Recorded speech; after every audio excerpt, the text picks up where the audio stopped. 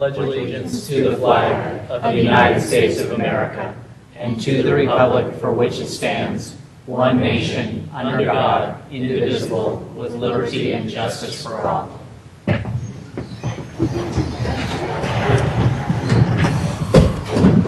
Roll call, please. Commissioner Gutierrez, Present. Commissioner Silberman, Present. Commissioner Corral, Present. Commissioner Harper Pedersen, present. Chair Marsters. Present. Public comment. Public comment is limited to items not on the agenda. The Commission may briefly respond to statements made or questions posed as allowed by the Brown Act. However, the Commission's general policy is to refer items to staff for attention or have a matter placed on a future Commission agenda for more comprehensive action or report. Is there anybody that would like to speak under public comment? Please step up to the microphone.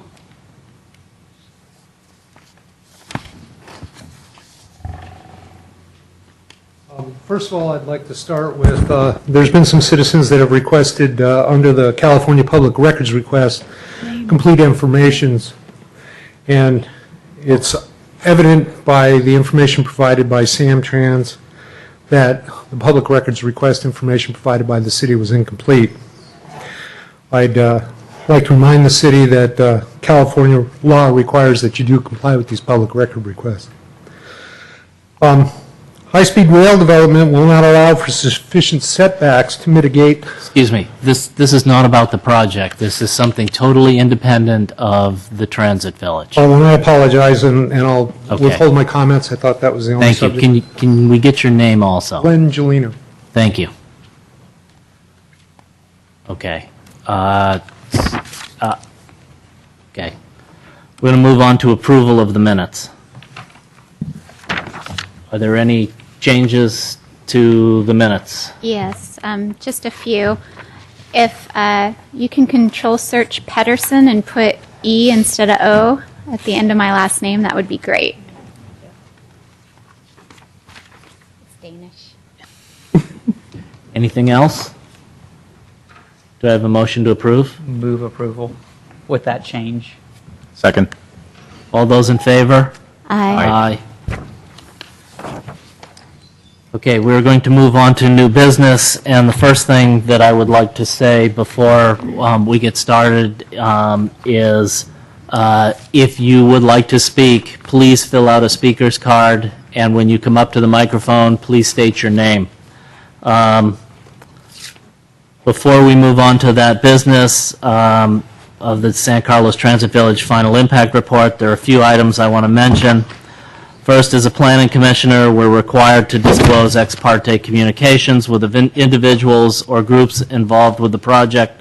We are reviewing, starting back 10 years ago, I served the city of San Carlos as a stakeholder on the West Side Specific Plan, goals and policies for the railroad corridor. I served for 5 or 6 years as president of the Loyola Association, the precursor to the Greater East San Carlos Group. I served for 5 to 6 years on the City of San Carlos Economic Development Advisory Commission, and obviously I'm on the Planning Commission now. I've had numerous conversations with the developer Legacy Partners, Samtrans, business owners throughout San Carlos, and residents on both the east and west side of the proposed project for over the last 10 years. I've not prejudged the project, and I believe that I'm able to make a thorough and impartial and fair assessment of the project. Next, I need to say that as part of the process, we need to respect each other, even if we do not agree on a given topic. As a San Carlos commissioner, there have been times when my fellow commissioners and I have not always agreed after a full discussion of a topic. We still treat each other with respect and agree to disagree. I expect the same from those who are present tonight and throughout the process. Are there any other individuals who have ex parte communications that they would like to announce? I do. I also have met with Legacy Partners and have spoken with residents on the east and west side. And I would echo that. I met with Legacy Partners. I've also spoken with numerous residents regarding the Transit Village program, both on the east side and the west side. As well as I. And I will echo that. Thank you. Now that we've got that out of the way. We're going to move on to new business. Oh, actually, I did that ahead of the Cherry and Chestnut Street projects. So let's go on to new business, which is 1525 Cherry and 700 Chestnut Streets, San Carlos, APN 050-141-040, 050-141, 370-050-141-360. Consideration of a request to grant an extension of time for filing a final parcel map associated with an approved 34-unit condominium complex. Hi, good evening. Deborah Nelson, Planning Manager. This project was approved by the Planning Commission in September of 2008. It's catty corner across the lovely old house. Was approved for 34 units and condominium units, 4 stories with underground parking. But the prevailing economic conditions since that approval have resulted in many, many delays, including a change in ownership. So that's why you may notice Dan Rothinghouse's name on this current application. This is what the project will look like. All zoning regulations associated with the development are still in effect because it was approved under a planned community, now called planned development application. And the extension of the tentative parcel map would allow those entitlements to continue for another 2 years, which is the final date that this could be extended, which is September 14th, 2014. So we recommend that you approve the request of Mr. Rottinghouse to extend this for 2 years, and this would be your motion.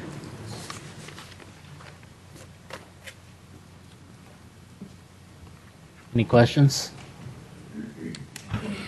I have one. Yes. Why is it necessary for them to have another 2 years extended onto this? Financing to build the project.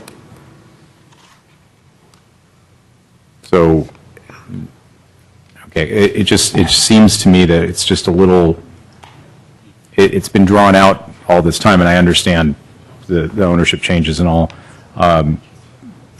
I would imagine a year would be sufficient time to. Well, we've extended in 1 year increments a number of times. And so the staff suggestion is extend it to the maximum. If it happens sooner, that would we would bring it forward. If it doesn't, then this will be the final expiration date, and they'd have to start over. So this would be the last time this would come Yes. before the Planning Commission? Yes. I see. Okay. Any other questions? Do I have a motion? I move that the Planning Commission approve the request of Daniel Rottinghouse to extend the approval date to file a final parcel map associated with the construction of 1525 Cherry and 700 Chestnut Streets, San Carlos, APNs 050-141-040, 050-141-370, 050-141-360, for a period of 2 years with an expiration date of September 12, 2014, and that the tentative parcel map certificate approved September 19, 2011 shall be amended to include, as shown in bold type and underlined in the tentative parcel map certificate, and extended to September 12, 2014 by the Planning Commission on October 1, 2012. I'll second.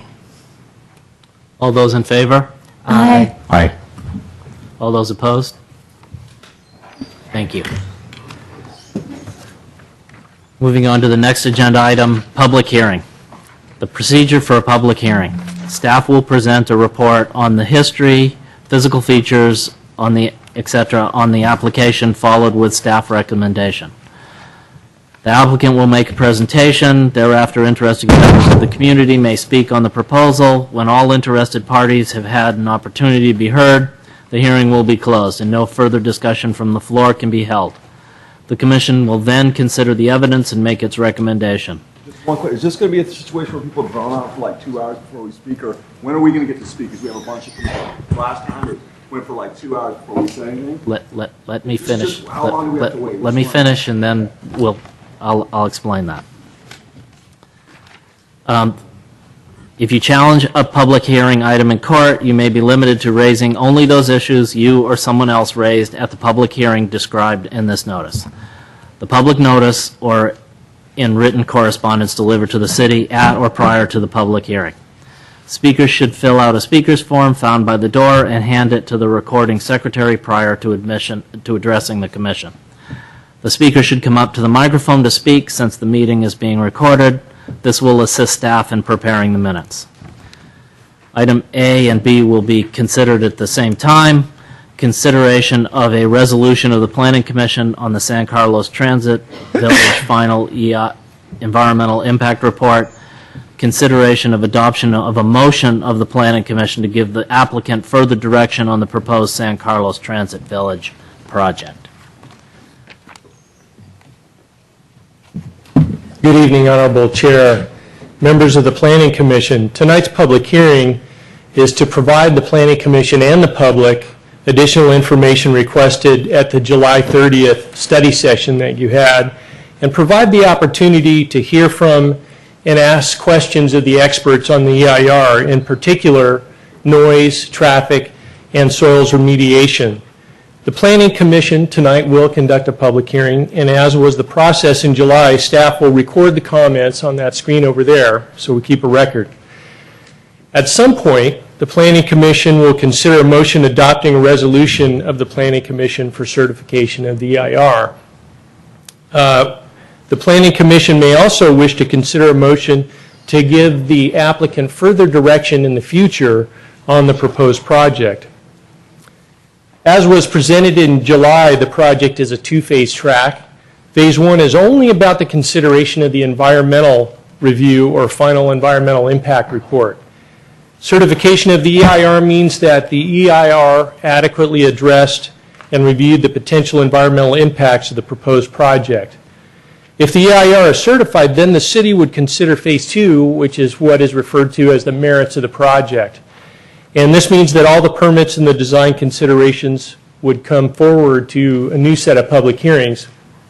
And we foresee that happening in a 6-month time frame following the certification of the environmental impact report.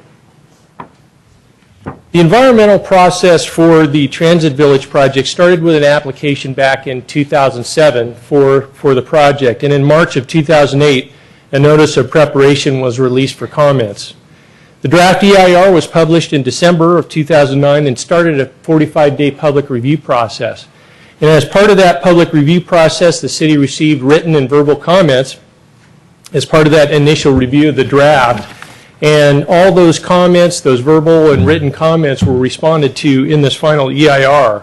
And the final EIR was released for public review earlier in July of this year, and now is being heard by the Planning Commission. We anticipate that the FEIR will be heard by the City Council following your consideration. That might happen in the November, December, January timeframe. The mitigation measures in the FEIR are incorporated into the MMRP you see there, a mitigation monitoring and reporting program, and findings for the project are also made in the future.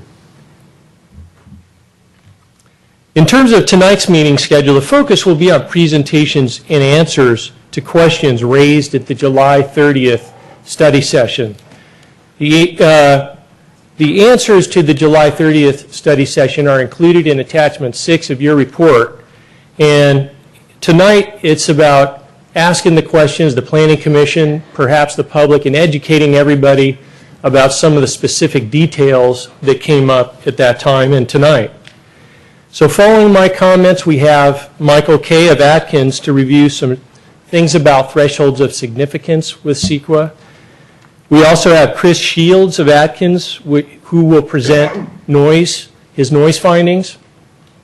We have Gary Black of Hexagon, who will be available to answer questions on the transportation and parking, and staff is here available to answer those questions as well. We have Peter Krasnoff, who developed the soils management plan, and can address concerns about how the potential toxics in the soil will be handled in the future. And we also have our city attorney, Greg Rubens, and from Greg's office, Camus Steinmetz, here to answer any questions.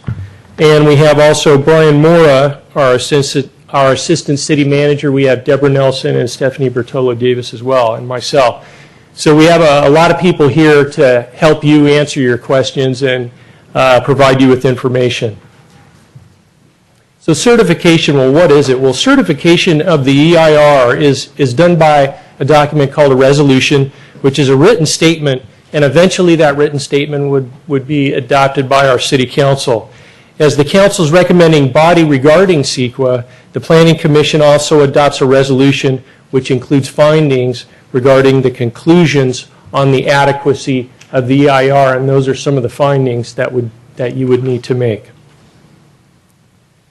Certification of the EIR also refers to the documents that constitute what the final EIR is, and actually the final document is a whole bunch of documents put together. It's the draft EIR and the appendices that were included. It's the responses to the comments, which is really the final that you got is all the responses to the original verbal comments. It's in written comments. It's the errata, which staff has prepared between the July 30th meeting and this meeting. The errata provides for internal consistency in the document and also makes some corrections, some minor corrections in the final document. Deborah Nelson has a couple of other errata to provide you with this evening. And then we have Table S2 mitigation measures from September, which also has some minor corrections. The Planning Commission might also consider direction to the applicant for later when the project comes forward. These additional improvement measures would not be mitigations or for project impacts, and so they're different and separate from mitigation measures. The additional improvement measures, however, the city could require that the developer include these improvement measures as conditions of project approval. And the project would need to contribute, for instance, a fair share cost to an improvement or actually construct an improvement. We don't want these ideas to get lost that the Planning Commission has. So anything that you think of that would apply for future improvement measures that you'd like to consider, we'll keep a record of those. And when the Planning Commission is ready, city staff will assist in providing you with the language for the Planning Commission regarding the motions that you need to make. And I'm going to end here, and I'm going to hand it over to Michael Kay now, and then we'll go through the noise. And again, we're all here to answer your questions.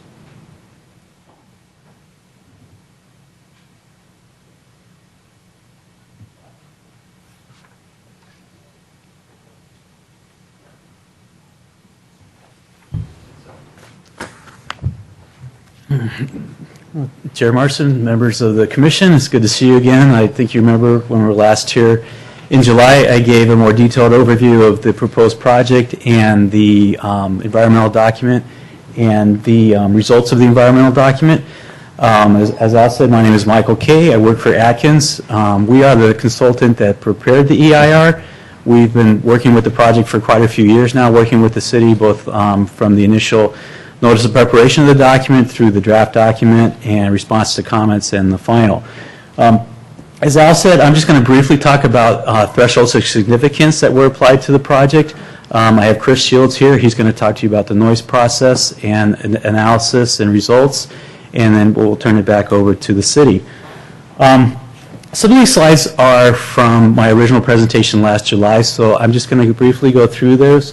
The purpose of CEQA, again, is to provide information on the physical effects of a project, identify ways that those adverse effects can be minimized or avoided, provide mitigation measures or alternatives, again, to avoid or minimize adverse effects, and if those effects cannot be avoided, include reasons why the project should be approved if applicable.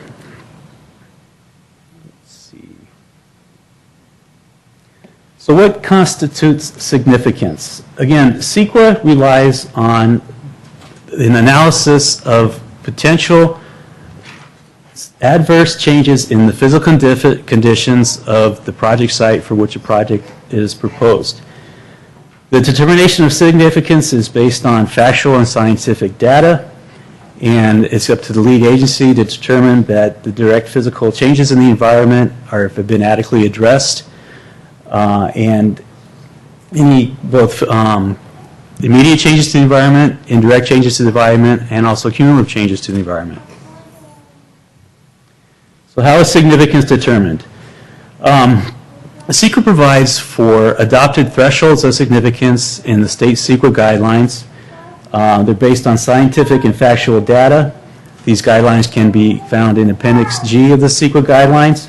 But there are also a number of regulatory standards that are treated as threshold significance for agencies such as the Bay Area Air Quality Management District has standards for examining effects on air quality. SamTrans, Caltrans has effects or regulatory standards for determining threshold significance on transportation facilities. And the City of San Carlos itself has adopted standards to be used on some analyses through the CEQA process. So what is a significant impact? Again, the environmental document outlines the standards of significance that are used to do the analysis for each topic that is evaluated in the environmental document. If it is determined that the impact rises above that level of significance, then that's determined to be either potentially significant or a significant impact. And the next phase of the process then is to come up with mitigation measures to either avoid the impact through changes in the project itself or through mitigation measures to, for example, if the project was going to have an adverse effect on intersections, which of course Gary Black will go into more detail later, mitigation might include improvements to an intersection so that it would be able to adequately handle the traffic that would be a result of the project. Now, of course, many times there are disagreements on whether or not the determinant of significance have been adequately addressed, and CEQA does provide for this. It recognizes that there is a potential for a disagreement among experts for whether analysis is adequate.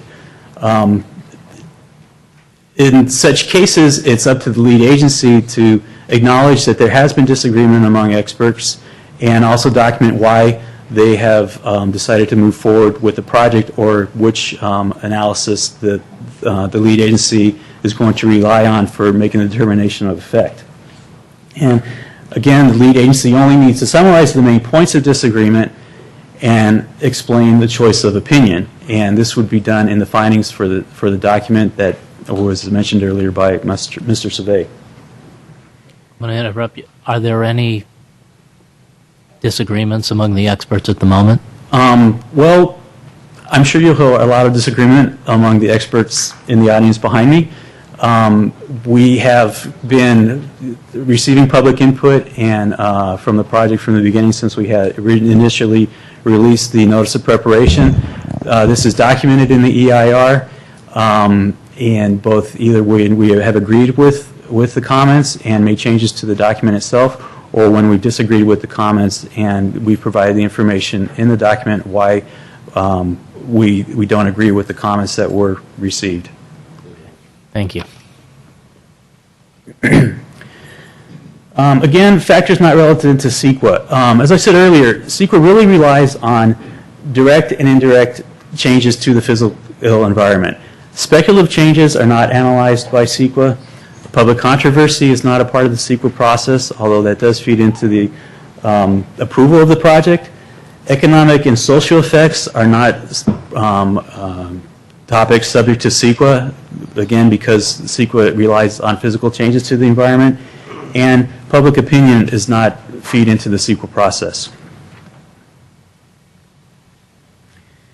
And just a slight overview why economic issues are not discussed in the CEQA document. Again, as I said, CEQA is looking at the effects of physical changes to the environment, and it is deemed that economic changes are not considered physical damage. And public costs and revenue of the project are not considered in CEQA because, again, they're economic effects, but many times the CEQA document will reference economic information in the document, but that information is not used to draw conclusions of adverse effects that the project might present.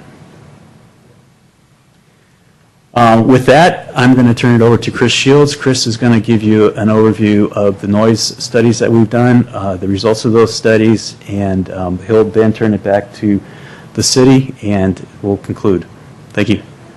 And while Chris is coming up, I'm going to let the audience know that what's going to happen is we're going to get a presentation, we're going to have the questions from the planning commissioners, and then we'll open it up to questions from the audience. We're going to take this a little bite at a time. So we're going to start with noise, we're going to move on to hazards and hazardous materials, and then we're going to move on to traffic and transportation. Good evening, Mr. Commissioner, and the rest of the commission. My name is Chris Shields. I work with Atkins. I'm a noise analyst. I've been on the job for 9 years now. And just to go over some of the basics of noise. Noise obviously is considered, when you use the word noise, it's a pollution word. Sound would be something that actually people enjoy. So therefore, it's noise. There are a lot of characteristics that influence noise in the way we perceive it. Again, this is something that's subjective to each and every one of us. Every person receives noise obviously different, or sound for that matter. Listeners have different hearing abilities. They also have different activities during exposure of different noise events. And then also, too, one of the things that we need to really understand is that the meteorological factors do play into how noise propagates or spreads across a certain area. Any kind of wind can change the way that you perceive the noise, or actually the way it's measured, or how it's measured, what kind of noise levels you actually will experience. Obviously, if you're upwind from a noise source, you probably won't hear it as well as if you were downwind. Humidity, anytime you have any kind of heavy humidity, which you do here in the Bay Area, that's actually kind of an inversion layer. It helps kind of keep the noise low to the ground. It doesn't allow it to peak out during hotter periods. So that takes us into temperature. Your different temperature gradients also have a really big influence on how noise travels. If it's a hot day, just like with anything with hot air, it goes up. It's going to go north. When it's cooler, again, here we are, we're pushing the noise down. If you will, if you think about it as like a ray, if you will, almost like sunshine. So you've got all these rays going out. When it's hot, they just go straight up. Right? They do have some curve that go back down towards the earth, but when it's cold, all those rays are pushed down and they stay closer to the surface. So those are any questions at this stage? Okay. So here's a table of some typical A-weighted noise levels. We use the A-weighted because that most correlates to the way the human perceives sound. Animals will use a C-weighted. Then you have, just to give you an example. But they found a correlation between the A-weighted decibel and the human ear. I don't know if you really need me to go over some of these. I think you can look at them. Just to get just a kind of a point of reference, though, when you do wake up and your alarm clock goes off, it is real close to your ear. I would say give it 3 to 5 feet, and typically that's sitting at about 80 dB, just to give you some reference. Again, that's really close to your head. It's obviously it's going to be loud to wake you up, but this is a point of reference there. Some of your lighter traffic will be down in the 50s, so I would imagine some of your streets up in this area actually are really low when it comes to traffic noise. Not a lot of traffic, speeds are lower. You don't get a lot of heavy vehicles up into these residential areas.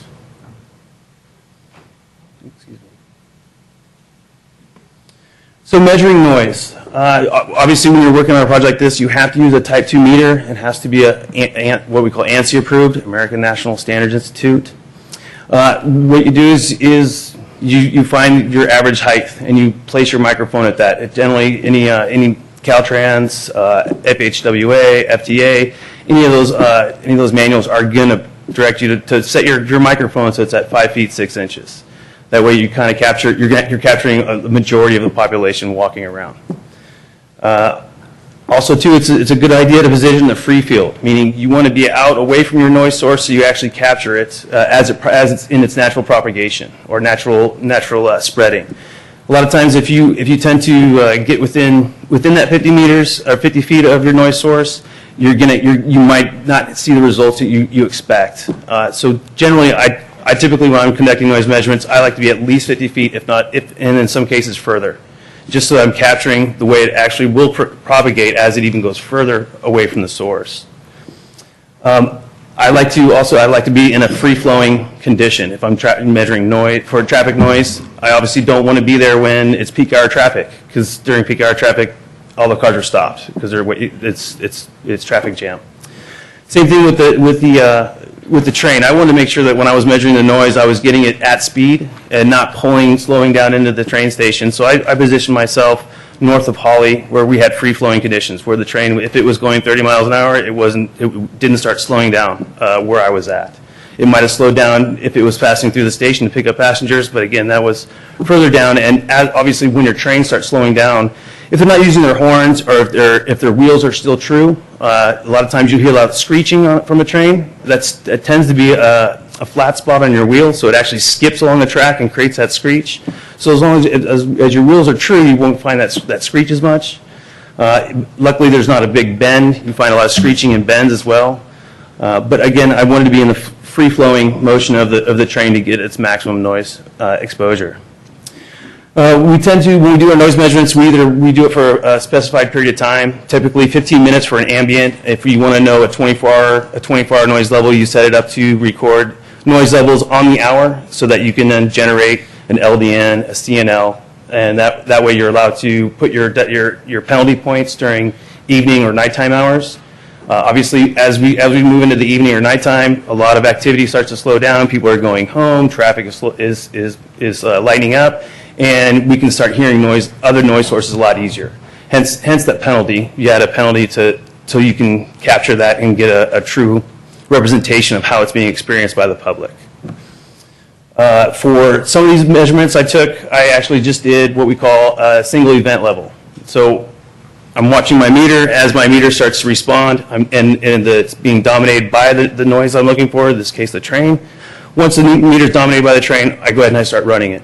As it passes, I watch the meter, and as the meter starts to decay and I can see, okay, the train has passed, the event's over, I stop that. That's a single event. And that's actually, once you capture those, now you've actually got the true running of the train or the noise source. And so when you talk about variables, well, speed or any kind of wind conditions, you've captured it. It is what it is. It's on the meter. That's what it's measured. And then you can use that then to generate hourly noise levels. If you know, well, the train runs 90 different runs in a day, well, okay, we can go, here's an SEL, typical SEL. We're going to use that to then generate an hourly noise level. And we can also use that to generate a 24-hour noise level. And then since you have the schedules, you can then apply the number of trains that go into those penalty points, either it's evening or if it's nighttime.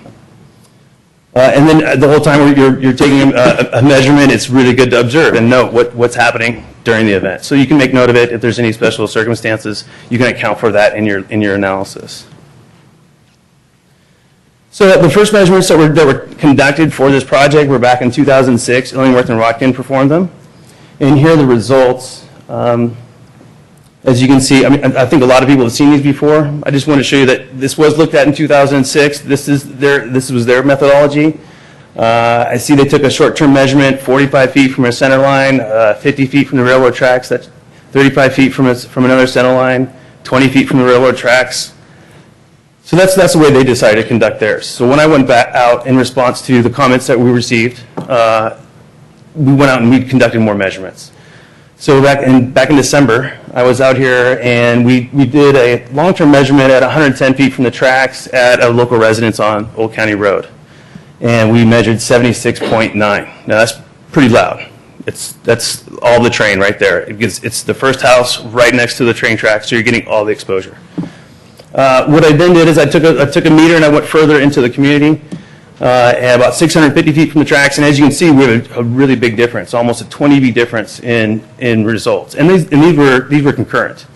So what that tells me is that either there's a lot of shielding going on. Now, both of these meters, I should point out, were in the backyard, in what we consider the outdoor activity area for a single residence, where people would generally tend to spend their time relaxing. And so, just moving 540 feet from the tracks from the first measurement, we see a large reduction. I counted that to excess ground attenuation, but mostly we've got several rows of houses. There's vegetation, there's fences. So there's all these things for the noise to interact with prior to getting to that particular spot. Do you mind if I ask you questions Not at all, during not at some all. of this? So this LT1, that's a long-term 24-hour measurement. Correct.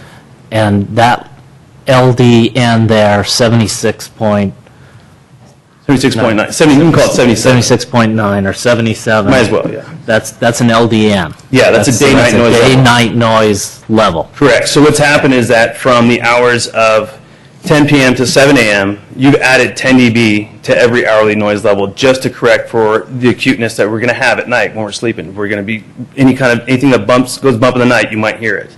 And so that's why you add that penalty, just to add the sensitivity for a common listener. So yeah, back to the results. This just showed me that, well, there's a lot of attenuation here. It's surprisingly, it's something that you're not, I wasn't expecting. I wasn't expecting to be that low. So that was, and for it to be inside the underneath threshold for the general plan, that's a good thing. I really was excited with that, because you also have SR 101, which is further east, that you can actually hear in the neighborhood as well. I noted that as well. And what is, you say it's under the threshold for the general plan. For land use compatibility. What is the threshold? 60 dB. But the 76.6 is above That would the be level. correct. It is. Okay. Yeah, and Okay. yeah, but the house is already there, and so it's experiencing what it's experiencing. Okay. Yeah. That's something that I don't have any effect on what happens with that. No, I Yeah. understand, but we're already above the threshold In the level. first row, in your In the first first row, row. right adjacent to those tracks on the east side. Yes. Correct. And I would expect it to be, quite honestly. Okay. Okay, so then, so these are short-term measurements I took. Now, these are all train events. So literally, I'm standing there and I'm watching the train. I'm watching how it affects meter. I'm starting the meter. I'm capturing the event. And I took several measurements at each location, but I decided it would be a lot of information to take in, so I averaged what the SELs are. And that's what you do in your calculation as well. You would take every SEL you measured, and then you would average out, get a mean SEL, and you would apply that to the number of events in a day. And so, as you can see here too, we have several different distances. We got 75 feet from the track, 60, 335, 225, 555. So just varying distances. And if you move over, and we notated the speeds anywhere from 10 miles an hour to 30 miles an hour, depending on if they were slowing down to pick somebody up, pick up passengers at the train station or not. So from those SELs, you can see in the far right column that we did generate LDNs. And using single event measurements and applying the standards for generating LDN, these are the results, and they lined up real well with the 24-hour measurement.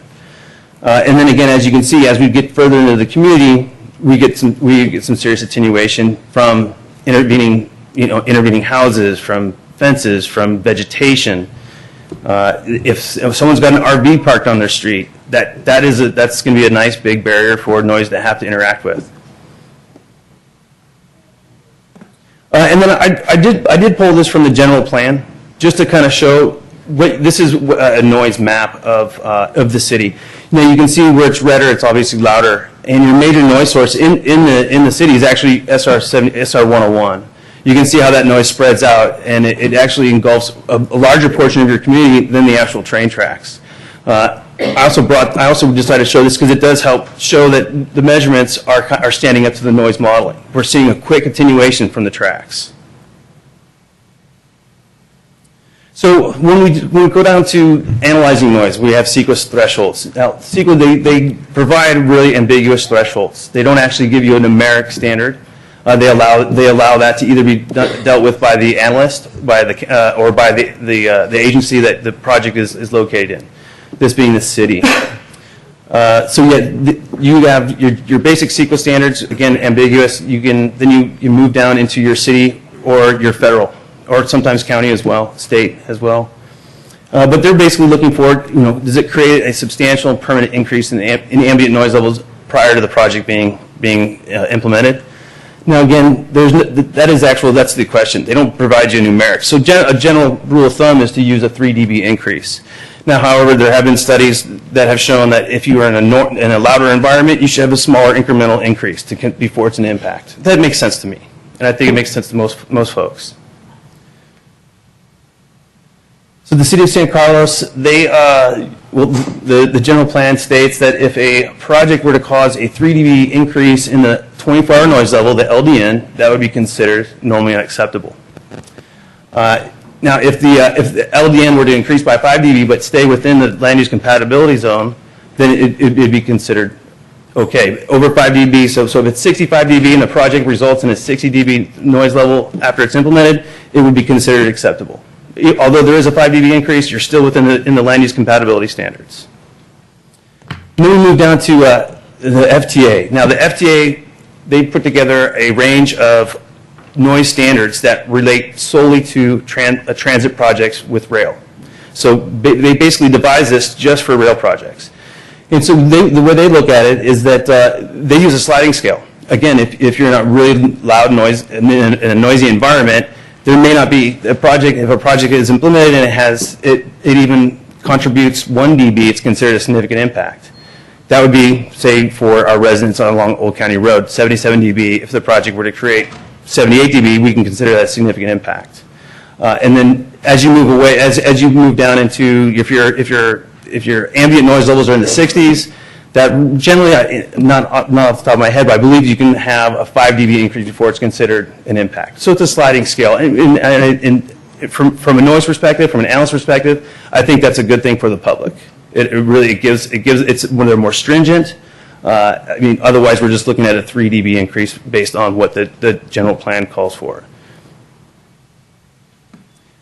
And here's, I did decide to enter the sliding here too. So actually, 60 dB, if you have a noise environment at 60 dB, I'm sorry, you can have a 60 dB increase before it's considered impact. But that gives you an idea of the lower the environment, the larger the increase that they consider the public can handle before it becomes an issue. So the project impacts that we found were only the impacts on the actual project itself, would be the future residents in this project, obviously because of the train noise and vibration. However, that can be mitigated through design. You can create a stronger foundation to create more mass so that the vibration, it takes more energy to create a vibration that can be felt. You can also use isolators in your building construction to help keep from exciting your walls or exciting your window panes. And that's when I say exciting, that means it's actually starting to dance around and you can see a little wobble sometimes, and that's generating noise. El Camino traffic, we also found El Camino traffic had an impact for west-facing residents, but other than that, just Caltrain noise for the east-facing residents. Reflective noise. And in the comments, there were several different terms used for this, but as an acoustics person, I use noise reflections. Is it reflective or is it diffract? I did see slap back, bounce back. These are terms I understand what we're talking about, but an acoustic person would probably use reflective. That's the vernacular we like to use. So this has been an issue not just before this project, but for several projects prior to this one. And there's agencies that have put a lot of time and effort into studying this and determining what the real effects are of reflective noise. Caltrans has put in a lot of time. FHWA has put in a lot of time and studies on this. And for both of the federal agency, Federal Highway Administration, Caltrans, through all their studies, the biggest increase they have been able to scientifically, factually, describe is 2 dB from a perfectly reflective surface. Now, when I say perfectly reflective, it has to, we're talking like a concrete wall that's very smooth, no texture whatsoever. To find a perfectly reflective situation in real life, in reality, is very difficult. In a lab, when you can control all the conditions, you can replicate and get a 3 dB increase from a perfect reflection. No, but then again, you have to remember they're controlling anything that's in that environment: wind, humidity, temperature, any other surfaces that it might be interacting with. So in real life, you're not going to find that. You're going to have wind changes. You're going to have temperature gradients. You're going to have humidity changes. And for the most part, we don't really produce smooth surfaces. We have to have texture. There's design considerations when you're putting up something for the facade. And so we're not, it's hard to understand, but we're not going to be able to find a perfectly reflective situation here. If you guys have seen the elevations, there's several different bends and curves and gaps and openings. So right there, that tells us right now that we don't have a flat surface. That's the main criteria you need. You don't have a flat surface. You don't have a surface that's smooth. And then the fact that you have openings in the actual facade itself is actually what we could see, and what I expect to see would be some of this noise being, sucked into these gaps and staying inside those hallways that access some of these new proposed units. So basically, what we're seeing is that we're not going to have, if you think again of a bunch of rays shooting out, hitting a surface, and then shooting back. Well, if you don't have that nice smooth surface and you have undulations, you're not going to have that perfect mirror reflection of that noise. What we could find is that it shoots off and there's a crack or a cranny or a corner in the facade. Now it's going to hit there and it might shoot off in a completely different direction. And so you're not going to have every single ray bouncing right back at you perfectly is what you would, what most people would expect to happen. You don't find those conditions very often. But there are relatively large areas of flat surface on the back of the project, right? Well, we're talking, we need substantial. I mean, so it's, when we're talking maybe 50 feet, that's not really enough surface area to create a perfect reflection. Like, you have gaps between your buildings, so you're losing energy through those gaps. It's not going to bounce back. It's going to go through those gaps and it's going to continue. And also too, anytime you have gaps, like if you guys remember from the elevations, you have these hallways that access those units, and there's gaps in those walls to create, I don't know, this is a design feature. But what we'll see is that you're actually going to get noise that goes into those gaps and bounces down those hallways and doesn't ever make it back out. So in our analysis, what we did is we assumed that this was perfectly reflective. We assumed that the facade would be perfectly reflective. And the only thing we accounted for was the actual distance that the noise would have to travel from the train to the facade, from the facade back over to the community. And what we really didn't find that we had a major increase. As you can see, some of the points, just to back up some of these the ideas of what's happening with the noise being reflected, not all the acoustic noise is being reflected back. Some of it's going to be absorbed by the structure itself. All right, and also too, you have some points. Some is reflected to points other than the receiver that of concern. So you get a lot of scattering from ground coverings as well. But as I said, the FHWA and the Caltrans have never seen a greater increase than 1 or 2 dB from all of their studies that they've conducted for reflective noise. Again, substantial height above the source. So when we say substantial, it's ambiguous, but it needs to be double or 3 times taller than the source itself. Because again, we have this source that's radiating. If you figure a sun or all these rays shooting off your train, you're going to have some of these noise rays travel above the building itself and not even have an opportunity to reflect back. And so what's the height of the train tracks? The train tracks now, I believe, are 15 feet. Okay, and what would 3 times 15 feet be? 45 feet. And how tall is the transit village going to be? 45 feet relative to ground elevation. Okay. Well, 45 feet to the crux. It's 50 feet at the apex of some of the structures. Okay. But again, now that is also 10 feet. That's now relative to the train tracks. It's only 35 feet tall. Okay. Because your source is, and that's just going to the trains. Now you're actually the engine from the train is another 8 feet taller than that. Because now if you think about the engine, it's 8 feet higher. So we don't have a situation where there is a lot of area above the source to help reflect that noise back. Yeah, and so our last, because the surfaces again of the facade aren't going to be concrete, they're going to be porous. They're going to have some absorption capabilities. They call it transmission loss. They'll have a TL rating. Again, breaks in the facade. We don't have a completely flat facade, and you're going to have intervening ground attenuation. Just the tracks itself, because they're raised on a 15-foot mound of earth, that'll help actually absorb some of that reflected noise. Some of the vegetation that they planned to place along the tracks will if they're broad-leafed, it might even reflect noise back to the residents. So there's a lot of factors there that it's really scattering all these noise rays. And so back into how we analyze it again. We use the FTA methodology. That's going to be the most stringent. We accounted for the travel speed.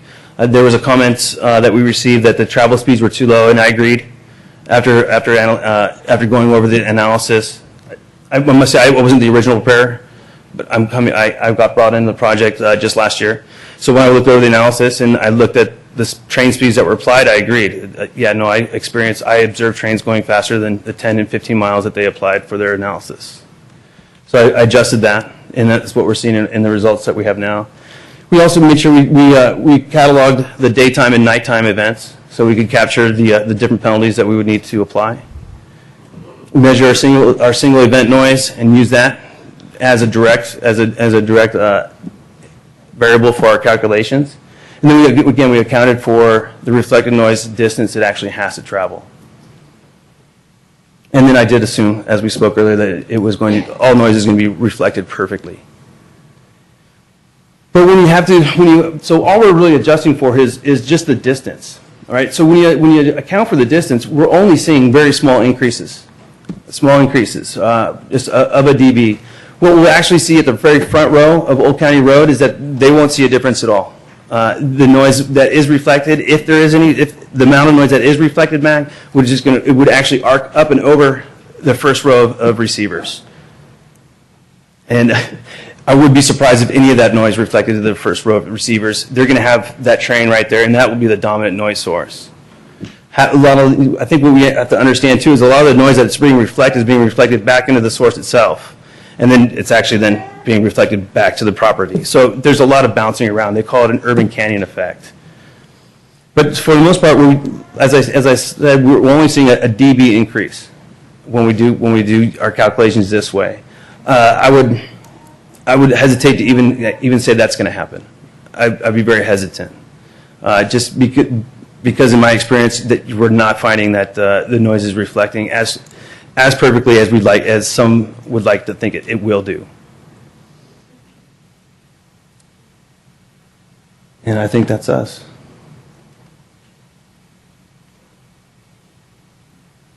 Yep, and that's the end of my presentation. I'll take any questions if you have any.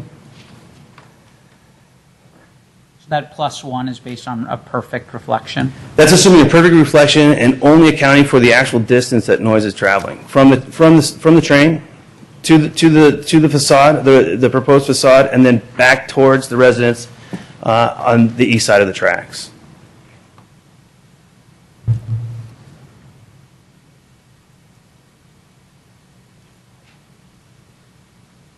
Michael, do you have any questions? Yeah, the last comment you made about the residents In the front row. on Old County. Yeah. Now, is that just have they actually done a study of the effect on those homes, or is this On just those particular homes? Yeah, or is those homes, not those homes, but they have done studies with homes that are the front row receiving, and they have looked at how noise arcs up and over those first row of homes, Okay. and that has been found to happen. So similar studies to the proximity of those homes to an elevated train? And the noise source itself. The first row of homes aren't going to see a difference at all.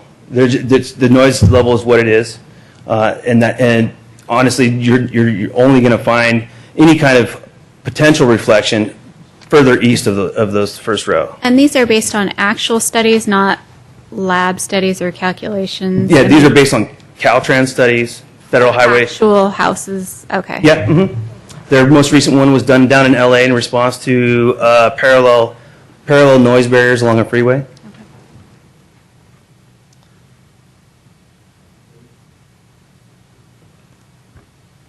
All right, Okay. thank you. Well, no, I got lots of questions for you. Okay, sure. So, what I like to do is I like to go back to the general plan, Okay, because essentially the general plan tells us what's That's- acceptable and what's not acceptable. that is the standard that you're using. So, based on the numbers here, the original number for an LDN was 71.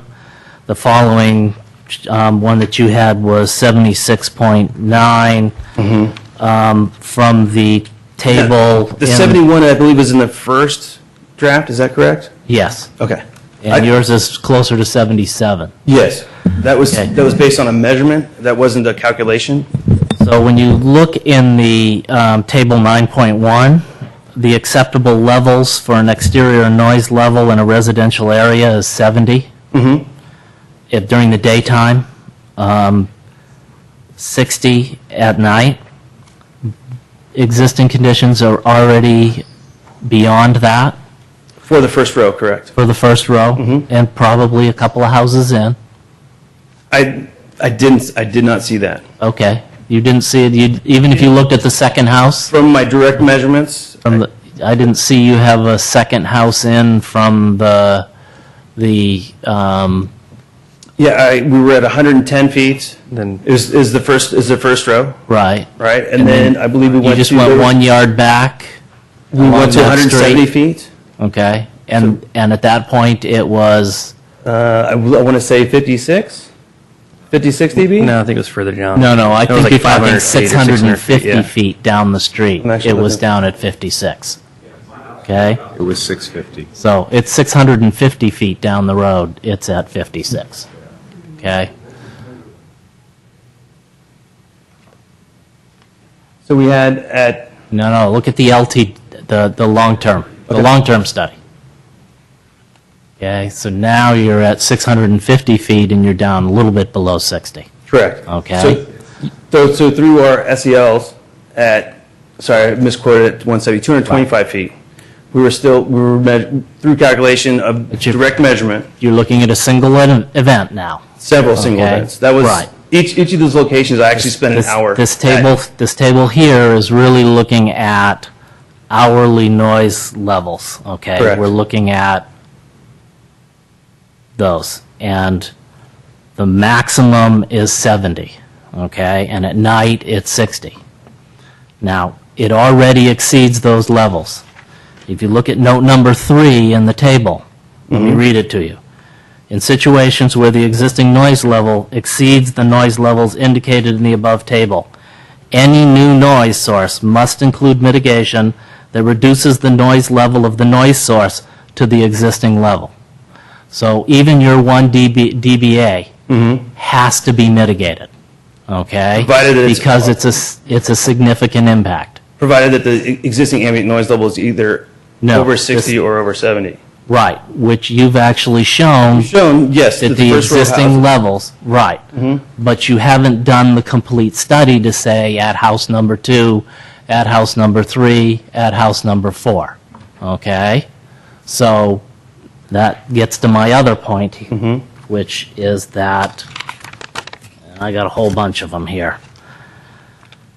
Policy NOI 1.4 requires a detailed acoustic report in all cases where noise-sensitive land uses are proposed in areas exposed to exterior noise levels of 60 CNL LDN or greater. If recommended in the report, mitigation measures shall be approved as conditions of project approval. I'm a little concerned that you didn't really do as detailed a report that is necessary in order for us to make a determination about the noise, okay? For the potential project residents or for the existing residents? Actually, if you read from, let me find it here.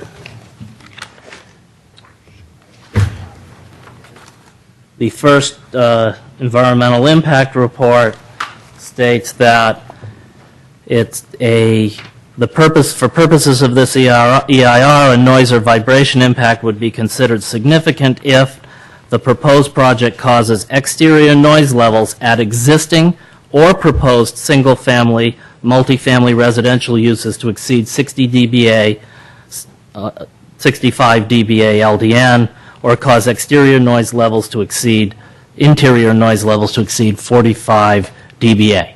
So it doesn't matter. If it exceeds on the existing land or the new proposed development, it's still a significant impact and must be mitigated. Okay? So that's one source. The second source I have here is when you showed action NOI 1.4, you showed the little piece that says cause the LDN at noise-sensitive uses to increase by 3 dBA or more and exceed the normally acceptable level. Let's read the paragraph before that. Require the evaluation of mitigation measures for projects that would cause the following criteria to be exceeded or would cause a significant adverse community response. When I look out, I see the adverse community response. So to me, it automatically becomes a significant impact, and we need to start talking about mitigation measures for noise. Okay. Okay?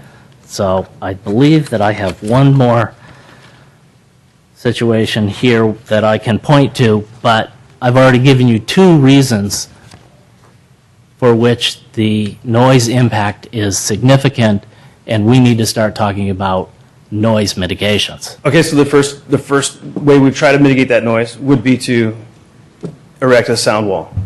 The footprint doesn't allow for that. So, excuse me, let the gentleman answer. The footprint doesn't allow for a sound wall. The footprint between the Of the homes existing tracks. and the existing Yeah. tracks. Okay. Now that's my initial take. An engineer might disagree. They might be able to figure out a way to slide one in there. But a lot of times I find that most communities don't want more sound walls. They actually prefer no sound walls. In fact, in the general plan here, we really discourage sound walls. Correct. Okay, so I agree with you on that one, okay? So then the next thing you could do would be to look at using absorptive materials on the facade itself. Absolutely. In fact, I was surprised that the first two items on the list of potential mitigation measures are not mitigations for the project itself. No one has decided what the facade is going to be made up of, and so that would be the first mitigation measure that I would look at. And that was one of my first questions when I came to look at this project, is do we know what the facade coverings are going to be? And unfortunately, I was not able to get that information. Again, we're a little bit early in the planning stages, from what I understand. So they were not able to nail down, the project proposal was not able to nail down particular materials used on the facade. Okay. Now, you can use porous materials that are absorbent and that can help absorb some of that noise. And to me, that's a mitigation measure that should be put in there. Give me some other examples of mitigation measures. For this particular situation, that's about where we're at. Would a barrier of trees in between the Psychologically, yes. okay. So Psychologically. something as simple as trees are not going to cut down the noise. I dampen it. When you can't see a source, you don't perceive it as well. But if you were to look at any of the manuals, they're going to tell you if you're going to try to use any kind of vegetation as a mitigation feature, you need 100 feet of very dense, thick foliage. So the landscaping that they have planned for the east side of the tracks is not, It'll keep you from being able to see the source, which is really, I mean, this isn't so scientific, but it's a visual barrier, it's correct. not a sound barrier. Correct. What about multiple layers of landscaping?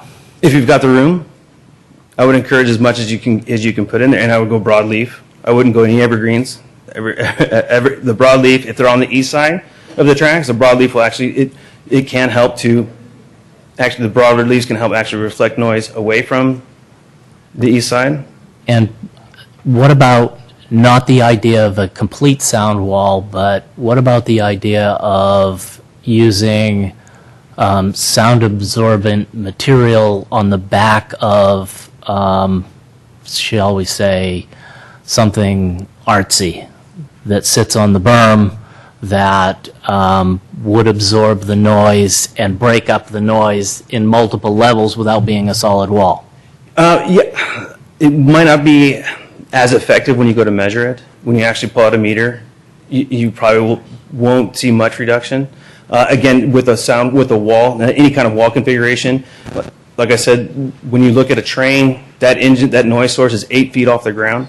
So I think if you were to look at any kind of wall scenario, it would probably only to be mitigating the wheel to track interaction. But it sounded from what you were saying before that if it was something smaller than there would need to be sort of a 50-foot area to reflect the noise, okay? Would not be great enough in order to reflect noise. But if you actually had something that, every 15 feet, you had 15 feet of some sound-absorbing material, you wouldn't have a solid wall, but you might have a way of breaking up that noise, especially from the track itself. I think it'd be a good community effort. Again, I don't think that you'd see the substantial results Okay. when you measure it. But again, the meter doesn't have it can't see. It's just measuring pressure levels in the air. So basically, anytime that you try to create a wall and you don't have a continuous wall, they're going to tell you it's not going to be effective. So you're saying probably the only way to have a real effect on the noise there would be a continuous wall. If that's the direction that you wanted to go in, that would be one way of mitigating that noise. Now again, when we're talking wall, we're talking like a 10, 15-foot wall to mitigate the entire noise from the train. And it wouldn't even, you would still hear it. It would just knock down a couple dB, up to possibly 6 if you can get the wall above the actual height of the source. Okay. But the reflected noise would be reduced at least a few dBs if the height of the building were reduced. From my experience and from the research I've done, the height of the building isn't substantial enough to generate a full, complete, perfectly reflective surface. You'd still have quite a bit of noise going up and over these buildings and never reflecting back. Okay. Getting back to a few other questions. Why were none of the noise measurements taken south of Holly? Well, one of the reasons is because they're south of Holly. You have there's quite a bit of light industrial manufacturing uses, and those are continuous large buildings that are going to have noise sources of their own. That I don't need to. I didn't want to I didn't want the meter to pick up on any of that. I wanted solely just the train. That's the only noise I wanted. Well, you already said that the noise was going to pass over the first building and the first house along Old County. So wouldn't there be an impact to the second and third houses in south of Holly the same way there would be potentially north of Holly? Well, we're applying these results along the entire line, not just in that one area where it was measured. So you're taking that, you're using a model that essentially says, So we would look at the entire line and actually place these values onto those distances from the entire line, and you can extend that as far as you need it to. That's how every noise analyst is going to approach it. And so the reason why I went into the neighborhood, because I knew people were going to be sleeping. I was out there really early in the morning. People hadn't even stirred up, hadn't gotten up. And so I wanted the best conditions to capture just the train noise. did you take any at 10 o'clock at night, 11 o'clock at night? Yeah, those are 24-hour measurements they were running. But no single event? Without looking at my notes, I know I was there early in the morning. I'm not sure. Without looking at my notes, I don't know if I was there in the middle of the night. No, I looked at it. There's nothing after, and nothing in the evening. You did the early morning. There's a lot of freight trains that come through there in the middle of the night. And so the noise from those probably contributes significantly. I don't know. I think they go through at midnight. They go through at 2 in the morning. And I imagine they're moving fast. And they're moving fast, and they're long, and so there's a fair amount of noise. So I'm just kind of those curious. were captured in our 24-hour measurements. They were captured in the 24 hours, but I looked at some of the single event noises, and one of the things that I actually looked at was just to give you sort of using your own, or using the table from the draft EIR, the weighted sounds for the daytime is for the evening is somewhere between a freight train at 50 feet and an alarm clock, And short-term at night, short-term during the day is somewhere between a New York City subway station and a jet takeoff at 2,000 feet. Those are the noise levels that exist in the community right now, and so that 1 dB is very significant to the individuals that live there. So I think we need to look at potential ways to mitigate the noise.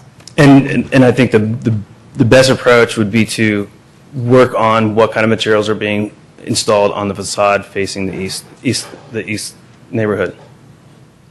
Okay. That's going to be the most effective way. And you don't think trees are going to make any difference No, whatsoever? I think the trees, psychologically, I think the trees are going to do wonders. Okay. I really do. Okay. I know from experience. Okay, if there's any other questions from the other commissioners? I asked mine about the height. Okay.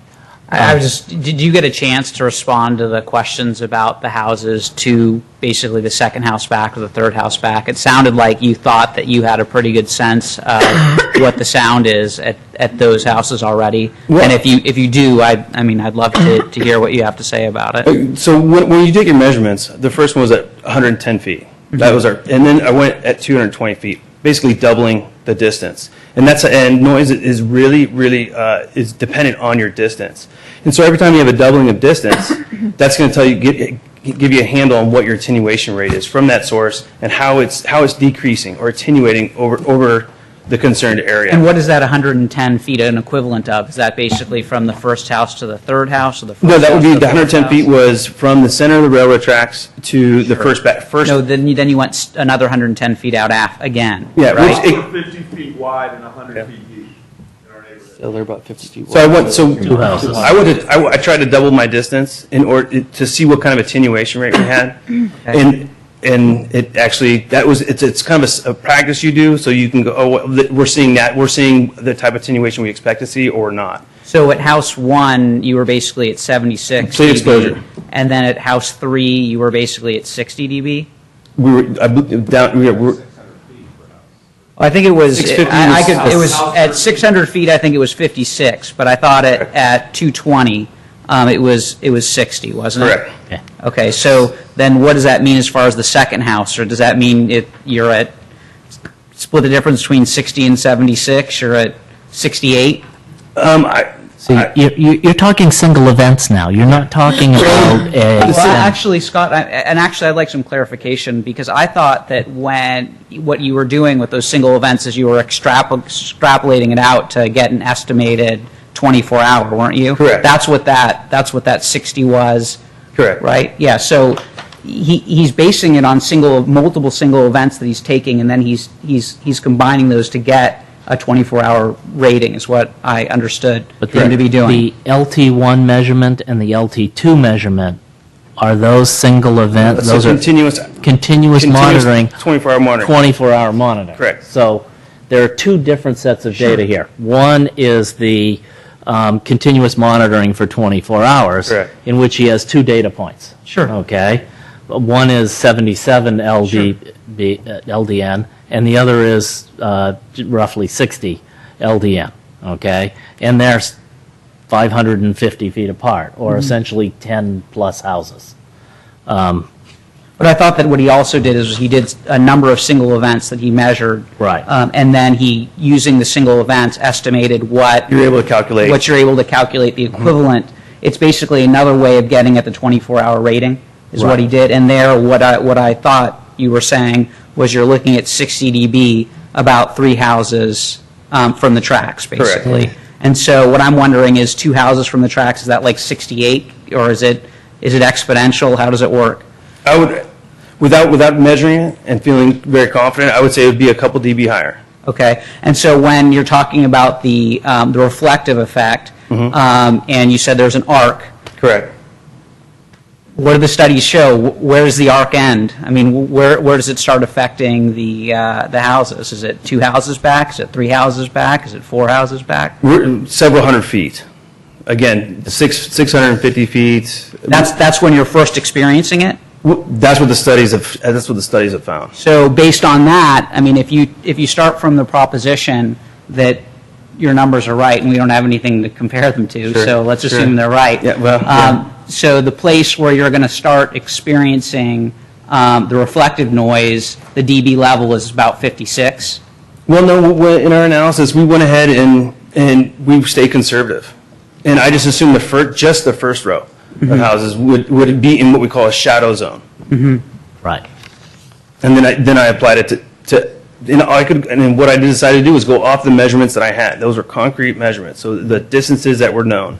And so then we went ahead and calculated our 24-hour noise levels at those distances. So, And again, and the reason why, again, to come back to this map that's in your general plan, this is helping kind of show that. It's in support of the findings that we had, is that, again, the train noise is being attenuated rather quickly. yeah, but now let's go back to your numbers again, Okay. okay? So, in the one where you actually measured the noise, okay, for 24 hours, your LDN is 77, and 650 feet back, you've got roughly 60.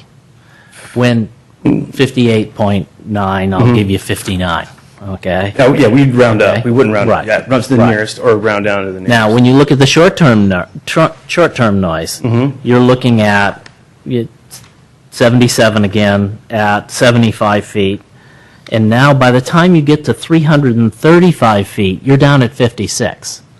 So what that tells me is that there's something wrong with your model, okay?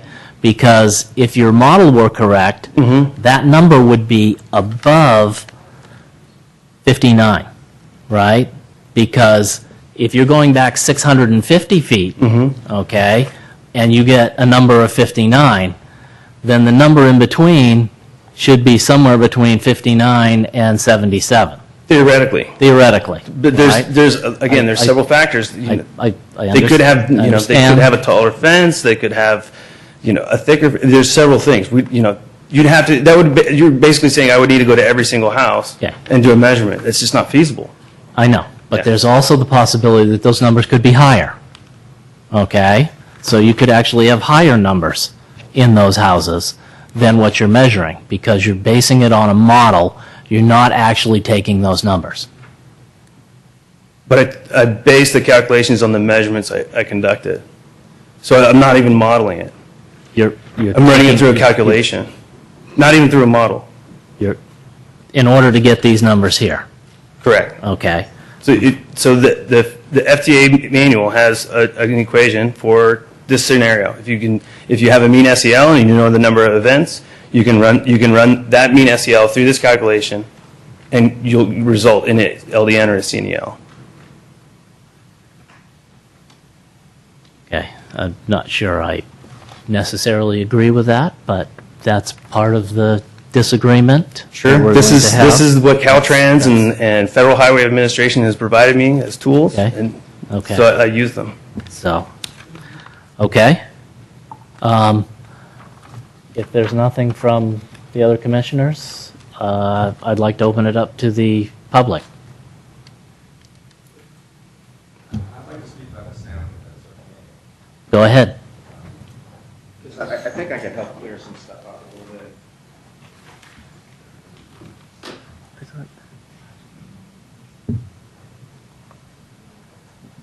So I hope this isn't, I have some other things I wanted to chat about here, but what I'd like to do is, if you guys have Appendix 10 in the field notes available. Oh, was that in the original draft EIR, or is No, that this is part of the final. the final draft EIR? Appendix If there was a printer, I'd print it for you, but That would be this one here. I've got the Appendix final. N. Yeah, no, Appendix N is in the DVD at the back of the okay. back of the book. So none of you, and I'm assuming that nobody has looked at that appendix. So let me just quote the numbers here, and you can verify afterwards if you like. In those these are the actual field notes. And in the field notes, 1023 Sylvan Drive, there were a number of measurements, roughly around 10 to 12 measurements at 1023 Sylvan Drive. Sam Hertzberg lives on Sylvan, and he told me that it's approximately 600 or 800 feet. I don't know where Sam is. You just walked out.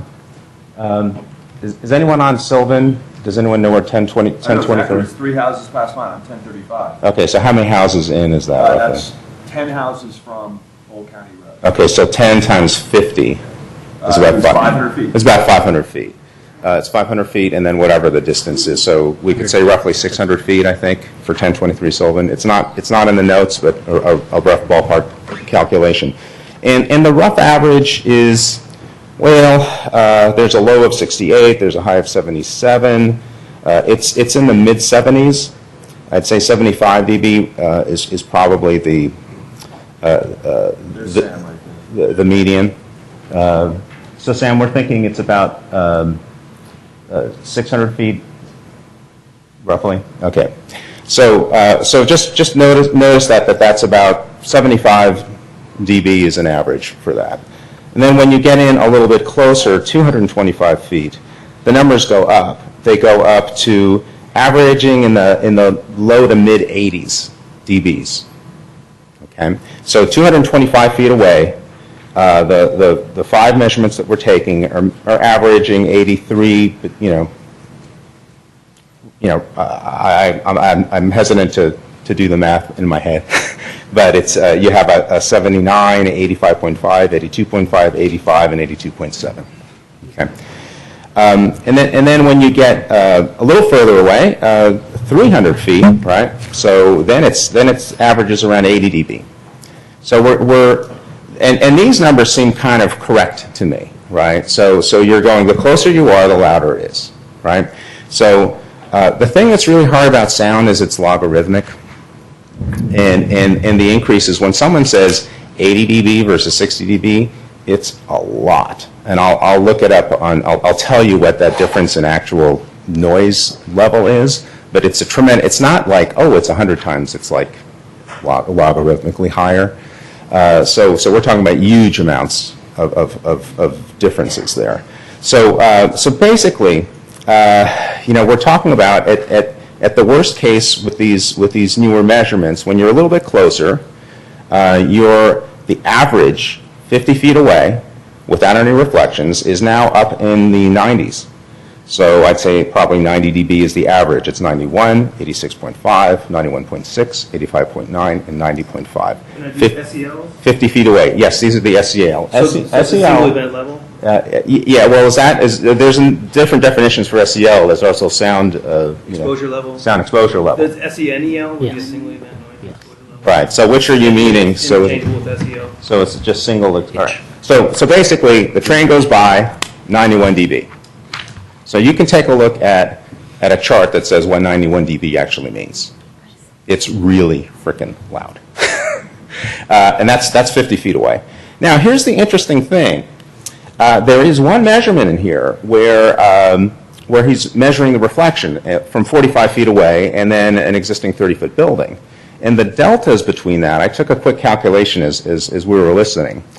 The deltas between, and again, this is, it's hard, because you have to do apples to apples, right? You have to take the train at the same exact speed, right? And then with the reflective surface, the train with the same exact speed. But roughly, I've seen, in his measurements, I've seen differences in loudness between 1 dB up to 5 dB. 3 dB is doubling your sound. 10 dB is 10 times the sound. Okay, 20 dB, give me 1 second and I'll tell you what 20 dB means. 20 dB is 100 times, right? It's 100 times the power of the sound, it's 10 times the amplitude ratio. So it really, right, when you go up, and as you go up, it's significant. So we're talking about, rock concert, jet engine noises, the things that Scott was referencing. We're talking about those levels of sound. So even a 1 dB increase is significant. I would like to point out that the EIR says sound, there's no significance to sound. A couple of other things about what the gentleman was saying. He said a couple of contradictory things that made no sense to me. A 15-foot sound wall is enough to attenuate, but a 55-foot building, well, let's call it a 45-foot building, isn't enough to reflect. A wall is built to reflect, how does a 15-foot building attenuate sound significantly, a 15-foot wall, but a 45-foot building not bounce the sound back? So in none of the 55 foot, yeah, but yeah, let's, Plus the 10-foot wall, 65. hey, give or take 5 or 10 feet, what's the difference, right? 64 feet. So then. I think that what he was saying actually was that if you built a wall that was 15 feet, it would reflect the noise that came directly from the train, not that it was going to stop the reflected Right. noise from So the building. I'm So perfectly. he was yeah. talking about it as a mitigation measure. Yeah, so we asked for them, and during the draft EIR, we asked to study the, what the impacts would be, the mitigation with a reflective wall. That was ignored in the final EIR. So I don't even want to go there. I'm just saying that we had asked for it. It wasn't done. We can take a look at the study. It feels like it's full of, I'll just say there's room for interpretation of the data as it was presented. I think that's one way I'd put it. So then there's something that's a little odd here is we were told that in reflective sound there's never more than 2 dB, but here with the same measurements there were deltas of 5 dB, as much as 5 dB, and as much as a lowering of 4 dB. So we're actually talking about the reflective sound making a significant amount of difference, right? When you're measuring the sound. Another thing that wasn't brought up is people perceive sound differently at different frequencies. So if you're measuring the overall level of noise, that's one thing, and that's what was going on. But at different frequencies, there's a different impact. Now, I can tell you, as much as I want the trees, and psychologically, when I'm looking at the trees, I'm going to feel better. It's not going to make any difference when I'm lying in my bed at night, hearing the train. So putting trees up as a psychological thing is not a real mitigation. One could argue about it as being a mitigation to the impact of seeing the buildings, right? Another point I like to make is if when we talk about reflections, we're also talking about different buildup of noise, right? So what happens is in studios, when you're constructing a recording studio, that's where I have my domain knowledge, you're working at eliminating those reflective surfaces and figuring out ways to mitigate that. Differences can help, right? So like if you're really creating a baffle, it can help. But to claim that a building, because it isn't contiguous, right? I mean, we're talking about 8 buildings, folks. We're talking about 8 buildings that are 55 feet high, stretching from Montgomery Street all the way north of Holly. We're talking about 8 buildings. Somehow claiming that each of those buildings isn't going to reflect noise because there's a gap between the buildings strikes me as disingenuous, right? There's a building, there's a train, it hits. I live on Montgomery Street. That's where the station is. There were no measurements. There are no measurements south of Holly. I'd like to know what those impacts are. To say that there is the noise from the buildings, like there's a massage parlor, there's a restaurant, an indoor cafe, that is somehow louder than the train, and that's a reason not to take the measurement, also strikes me as being disingenuous, or at least not doing the due diligence. So this has been the GESE's issue all throughout the EIR. Not just sound, all of the issues. This is a big thing, and what's great about this is here are some very concrete examples to show, hey, we got problems here. So that's all I wanted to say. So look at that. You can actually see the data. You can average out those numbers, and then I highly encourage you to go and go to Wikipedia. You'll start understanding sound because it gets really confusing and it's really weird because it's a logarithmic curve, and 20 dB difference is like it's the difference between listening to an acoustic instrument and I don't know, name a heavy rock band. I'm not a fan of that music. Megadeth. Megadeth, right? Those are the deltas that we're talking about. So, don't be confused by the fact that it's still above the threshold that the city has provided for a good chunk of the neighborhood already. And what we really should be looking at is how do we lower it, not to say, well, it's only a 2 dB increase, I think, because reflections don't really make a difference, right? In some of the studies, I saw dB ratings over 100 dB. If you'd like me to cite them, I will. I'll take a look, but We have them in the document. yeah, they are in the document. They are in the So document. that is startling. That's actually frightening. Thank you. Thanks. Is there anybody else who would like to talk about noise? And we're going to try and limit people to a shorter... Okay, everybody here, Ben Fuller, GSC president, everybody here remembers, and San Carlos has a reputation, I mean, it's one of the most sort of rubber stamp, city council, planning commission, pro-business places in the Bay Area. We're the #1 leader in toxics. We are changing our legacy now. I see that we have more involved planning commissioners. The city council's changing a lot. The days of us getting, indicted for corruption are seemingly over. And a lot of the old legacy of like just doing whatever the businesses want, not caring about our neighborhood, which happened for 50 years, seems to be ending. And even though we're still seeing vestiges of this, we're hopeful. One thing I will say, though, is history is important. And we all remember the promises that were given to us when the berm was built. Oh, there's not going to be any new noise. And there were all these, I think it used the same noise model, right, this as we're using now. And I have nothing to doubt the gentleman here. He's a very intelligent guy. But those same noise models were applied when the berm was built. And there wasn't going to be vibration. There wasn't going to be extra noise. And anybody you talk to in our neighborhood now and you ask them about noise, they decry the advent of that berm as having totally interrupted their lives. And so to sort of rely upon the credibility of a paid expert who's getting money to put results together that state that there's no significant adverse impact is beyond the realms of credulity, to be kind. And furthermore, the entire EIR, I just want to echo, is something that states there's no significant adverse impact to our neighborhood. And I see all you guys as intelligent people, and I think you know that had we, and I'm going to restate this because I said this the last time, had we paid for that EIR, there would be a lot of significant adverse impacts. So I'm going to leave it at that, and I thank you very much for your thoughtful analysis. Is there anybody else? Please come up to the microphone and state your name. Tim Hill, Warrenton, 52 Sylvan Drive.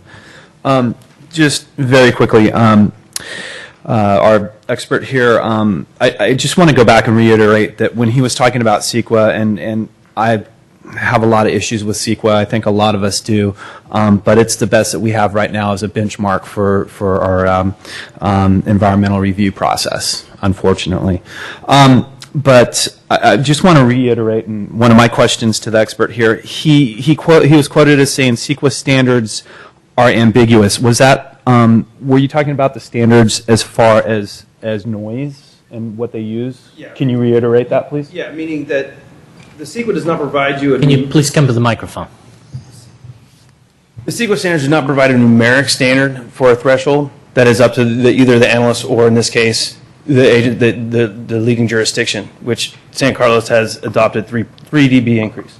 Okay. And if we can remember, a 3 dB increase means going from the sound of one train, the intensity, to doubling that to 2 trains. That's a 3 dB increase. So I'd appreciate it if we could keep that.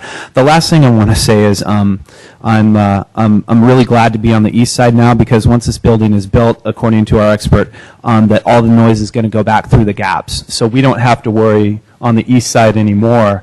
All that noise is going to go into the gaps. So what my question is to the expert, I would like him to kind of reiterate a little bit more, because I'm more concerned about the people moving into that building and our prospective neighbors. I'm not trying to be humorous here. I'm actually trying to be serious, because if that's going to be a significant impact, I'd like to know, were there any studies done about that? Did we do any tests, or is there a way of testing that? I'd like him to address that just a little bit, because I think that's extremely important. Yeah. So address To that clarify later. the question, we're wondering what the noise impacts are for the potential proposed residents? Yes, I Yes. think that's Okay. right, yeah. At this stage, what we can do is we can do, the analysis we've done is, we can't be detailed, but the way to mitigate the noise for the proposed future residents would be through higher SCC class rated windows. You would need to have, you would also go, double insulation, resilient wall structures. Also, you could double the density of the facade of the actual building. So anytime, basically, when noise hits something, it's got to excite it and then excite it beyond that actual object. So the idea is more mass, and that's going to help mitigate those interior noise levels. I think maybe what he was getting at, I don't know, but was, do we know or do we have some sense of what the noise level is going to be in a well-built building? Provided that they take the exterior noise level and if they're trying to achieve a 45 dB interior noise level, they're going to be required to achieve 28 dB from exterior interior noise reduction. And can that be done? Yes, it can. Yep. What about the exterior noise? The exterior noise, for those proposed future residents, there's not much you can do. Maybe at the balcony areas, if you can use, again, we're going to go with the wall. Now, you don't have to use a CMU wall, a concrete wall. There are materials out there that are see-through, so you still get the essence of being out on a balcony, and you still have a view. So those exterior noise actually would be probably similar to the 100 foot from the center line of the tracks, maybe even less, depending on whether additional tracks come in. Yeah, the one measurement we took at 60 feet was representative of the building facade. And according to the category here, that would be in the unacceptable category, where new construction or development should generally not be undertaken, For because exterior uses. mitigation is usually not feasible to comply with noise element policies. I would say for the exterior uses, yes, Yeah, but interior uses, you can definitely mitigate. okay.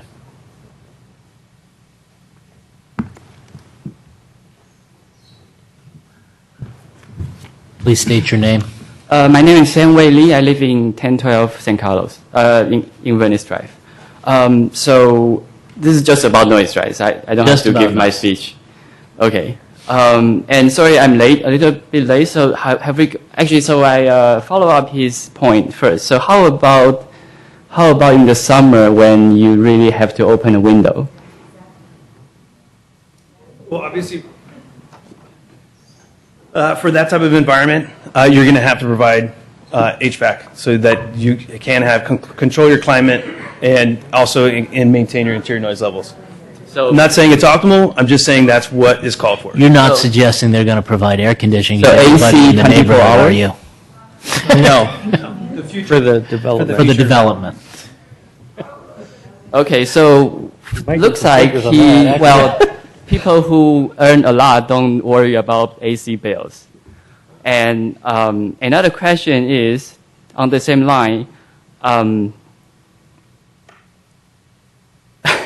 sorry, I just go somewhere. On the same line, how about, have we talked about impact to the west side of the San Carlos?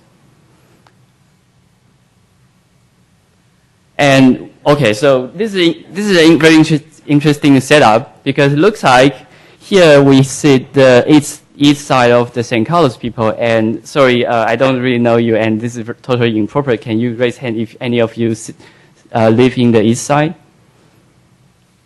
Okay, good. But majority of the people is still in west side. So let's imagine this. This is the west side of San Carlos. This is east side, and I'm Caltrain. So if I go by here, it's very loud, and the people in the left east side can easily and loudly hear me. But the west side maybe not. But what do we do? But what do we do when we want our sound to carry longer? We do this gesture. So how about this? Can you hear better? Can you hear me better and louder? Sorry for the very crappy demonstration, but that's my point. This wall is going to be the building wall, and this gap is going to be the opening on the end of the street. So even though they might exceed any set standard of noise level, but buildings on those lines is going to experience noise increasement. And I guess we just hope those people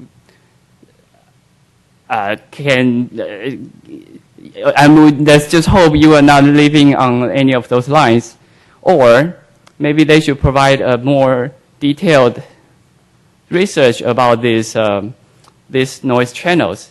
And don't forget, so now we have this directional sound, and don't forget about the echo. So this directional sound is going to hit the hill and comes back to, and again, the building, and reflect back. And it's going to create an echo between the hill and the building, high rise. And think about, and if we take that into account, not only the people on those lines is going to get affected, even the entire downtown area. And I was just saying the entire west side of San Carlos is going to get affected. And now I remember what I was about to say. So why they try so hard, I couldn't figure out to build a very expensive building, use the most high-end sun-reduced materials and opening ACs 24 hours to build this building. So how much rent they're going to get? And quoting their word, psychologically, who is going to, even though we have all these noise reduction technologies, who is going to want to live right next to a train rail? And they are not, so even though this is not about noise, my point last time is they are not going to rent these units, so they have to drop the rent. And drop the rent, they're going to attract people with below minimum wages. And that's going to impact the entire San Carlos. Thank you.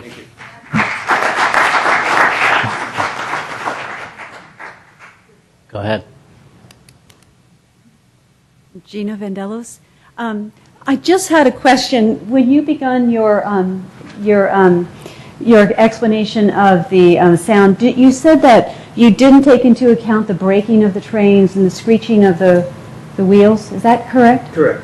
Because I just wanted to say that I live on Montgomery, and I think that was one of the big sound impacts that I have at my house is the screeching of the trains coming in. And so I'm sure that would raise the overall level of sound. I know that I hear that a lot. And not every single train is totally tuned to not screech. So I don't know. It seemed I would agree. There's several trains that do not have true wheels. Yes. Many. And in fact, I noticed that there was only one set of noise data, and that was from 550 feet away from the tracks that included braking or accelerating. That was observed during the measurement. Yes.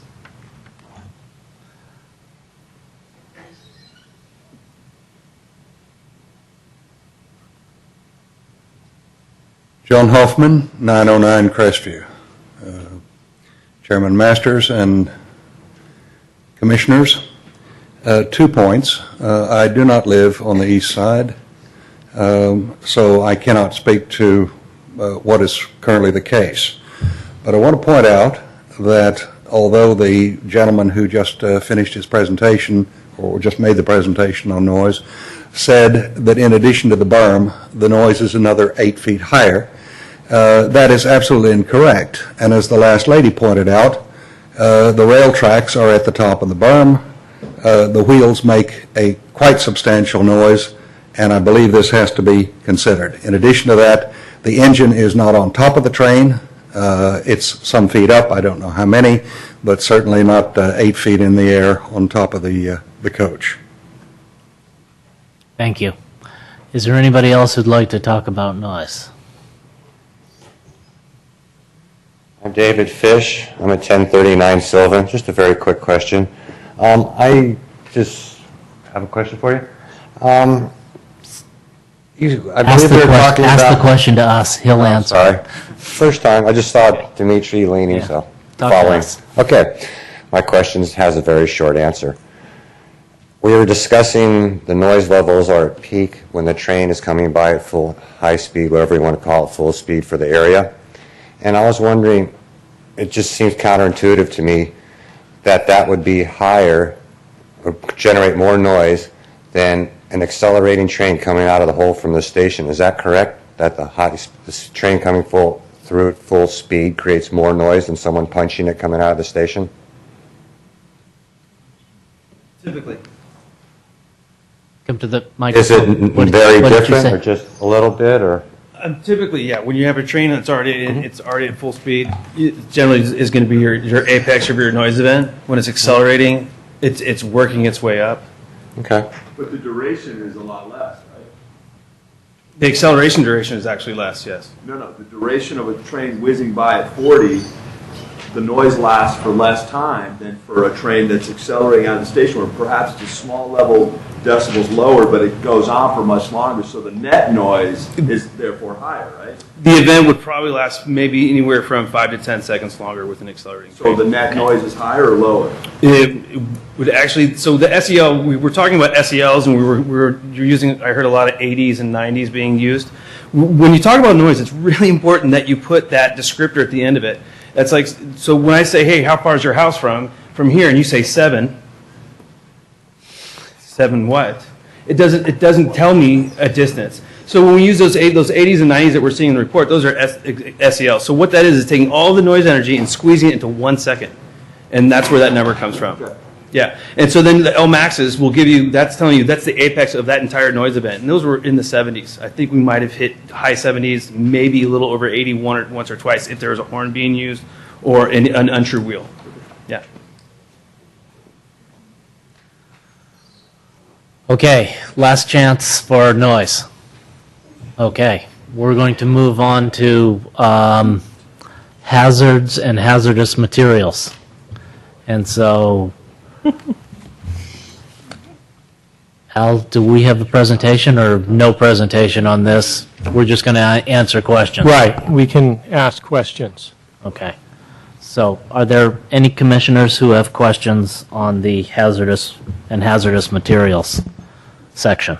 I just have actually a general question for staff. The attachment 6 that we have, the answers to the questions from the last meeting, those are obviously have been uploaded to the website and public, right, for people to review. Okay, it's just a general question. Sorry.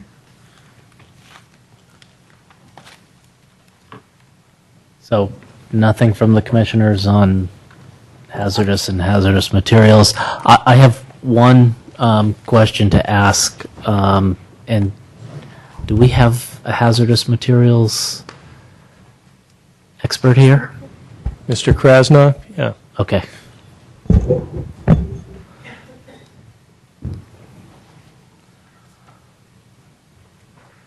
Hi. Good evening. Yes. State your name so we know. Peter Krasnoff with West Environmental. Thank you. So, one of the concerns that I've heard is your sampling method, and the concern that samples from different locations were potentially averaged in order to get a number. And so my just unknowing question for you is, when you take a sample, each sample individually is analyzed, and then each individual spot is actually looked at as to whether it has any type of hazards or not. In some instances, yes. Let me try and give you the background. Okay. There have been numerous uses along the rail line, most of them involving some sort of auto repair or automobile fueling. There have been investigations, samples collected since around 1991. There's probably over 150 separate borings with analytical data. We do look at the complete data set. We validate each data point. But when evaluating exposure concentrations, there is a statistical analysis that is performed consistent with US EPA, DTSC, Cal EPA guidelines. The basic concept is you want to look at what someone would be exposed to over a lifetime of exposure. So if one is exposed to one small, single sample location, that disappears. So we have to, it gets ingested or it gets, absorbed onto the skin or whatever. There's a finite amount of that material. So we do look at the aggregate because we look at a 25-year or 30-year exposure. So we don't just look at that which is present at one time, but we look at what would happen if someone was exposed to the same concentration for 350 days per year for 25 years. We look at child ingestion. We look at adult ingestion. We look at inhalation. So we look at how much material, so you have to take that into account and then figure out over a lifetime what the potential exposure could be. So in terms of the chemicals that were actually found here, that really wasn't the issue. The primary chemical that we found here was petroleum hydrocarbons, and these were from former underground storage tanks. Most of the contamination is down 5 to 10 feet below ground surface from where the tanks had leaked. Most of these sites, actually all of the sites, had actually been closed with the regulatory agencies. They had made their determination. Through this project, we're actually going to have a chance to go in there and remove legacy wastes, materials that have been left there for years. And when we're done, the project will actually be much cleaner than it is today. So it's a rare opportunity to get back in and actually address materials that got left behind during previous cleanups. And does this detect things that were sort of buried as part of raising the berm and digging out the area where the shoe fly went through Absolutely. the property? That was one of the identified areas, was that rail spur area. Okay. So, yeah, we investigated all the auto repair facilities. I mean, we had, like I said, probably a good 20 years of data before we even showed up through the various investigations overseen by the county and overseen by the state. But yes, we actually went in there and looked at some of those data gaps and investigated those. We advanced over 70 borings ourselves on top of the already probably close to 70 to 100 that were out there. And there was a question about who would be responsible for going in and getting that waste. That would be addressed during the actual development process. The soil would be removed during that process. There's a site management plan that was developed in conjunction with oversight from the Cal EPA, and they've looked at our approach. They're satisfied that this will address the residual contaminants that are present there. Any other questions I can help with? Any other questions from any? Thank you. Are there any questions from the audience? Paul? Paul Maginetti, 1023 Springfield. As I've stated at the last meeting, the rail spur and the shoe fly both have the potential to have arsenic. Lead arsenate has been used for decades along railways as an herbicide. I ask that in an abundance of caution that all of those samples from the east side of the property where those activities have taken place, that they be tested for arsenic. I've talked to the DTSC about arsenic toxicity, and it's not just a matter of is it there, but also depending on the chemistry of the soil, it could either be bound to clay or it could be percolating through it into the water table, into our gardens, and then bioconcentrated into plants that we might then eat. And as stated, a lot of that soil is going to be taken away. But if they're not tested for arsenic, where they take those, they may end up in the wrong place. You don't want to be taking this potentially arsenic-laden soil and putting it just anywhere. If there is, in fact, arsenic at unsafe levels, then it needs to be handled in a way that the DTSC requires to conform with local, state, and federal law. So I ask that we use that we treat that land with some prejudice because of its former use. In the past, I know that PBS&J, now Atkins, have been burned by not testing for arsenic and have had problems with that. So I want to make sure that that is a direction added to the EIR to make sure that that happens. Please. Peter Krasnoff, once again. The commenter's accurate. Lead arsenate is sometimes associated with rail lines. We did probably 40 to 60 soil samples for arsenic. I will tell you, these are some of the lowest concentrations I've seen in Northern California. There's almost, arsenic is a naturally occurring material, but 98% of these samples were non-detect for arsenic, and the 1 or 2 that were present were barely above the reporting level and are way below the average background for the Bay Area. So the arsenic has been investigated. It's not an issue along this rail line. Is that because the berm is now covering it? It really depends upon where it was. We've done numerous investigations along rail lines. Typically where you find the lead arsenate is going to be in rail yards. That's been our experience. It was used as a herbicide. Apparently that was not the practice. It wasn't typical along the actual busy lines themselves, but more along the areas where they would have lots of rail cars. I've seen it in the San Jose rail yard. I've seen it up in Sacramento rail yard, but we did not find it along this rail line. And other rail lines we've investigated in this area. So.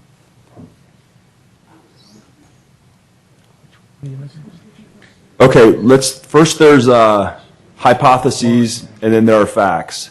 The fact is that San Carlos has the dubious distinction of being the league leader, the #1 in the category of toxics in the Bay Area. We have that dubious distinction, and it really relates back to the rubber stamping kind of pro-business environment. You can do anything here if you're a business and the residents don't matter that we've propagated, particularly in Greater East San Carlos neighborhood.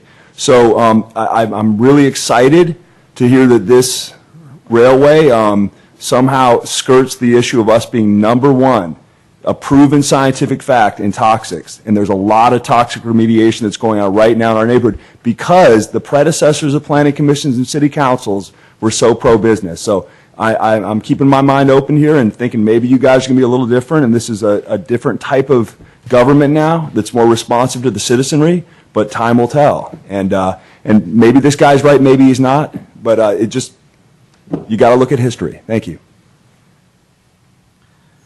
Thank you. Come on up and form a line. And please make sure you state your name. Good evening. Sam Hirschberg, 996 Sylvan Drive, San Carlos. I wasn't aware that you were going to be doing it topic by topic, but as it relates to toxics, there really is a toxic mess on the west side, and it's proposed to be cleaned up. I'd just like to remind you that our neighborhood on the east side is the first transit village. We are sensitive land use. The wind blows east. I'd like to see that there's air quality monitoring required along Old County Road, particularly during construction when guys in spacesuits will be remediating the site. We don't want to be breathing that toxic mess. Thank you. Could you please address that?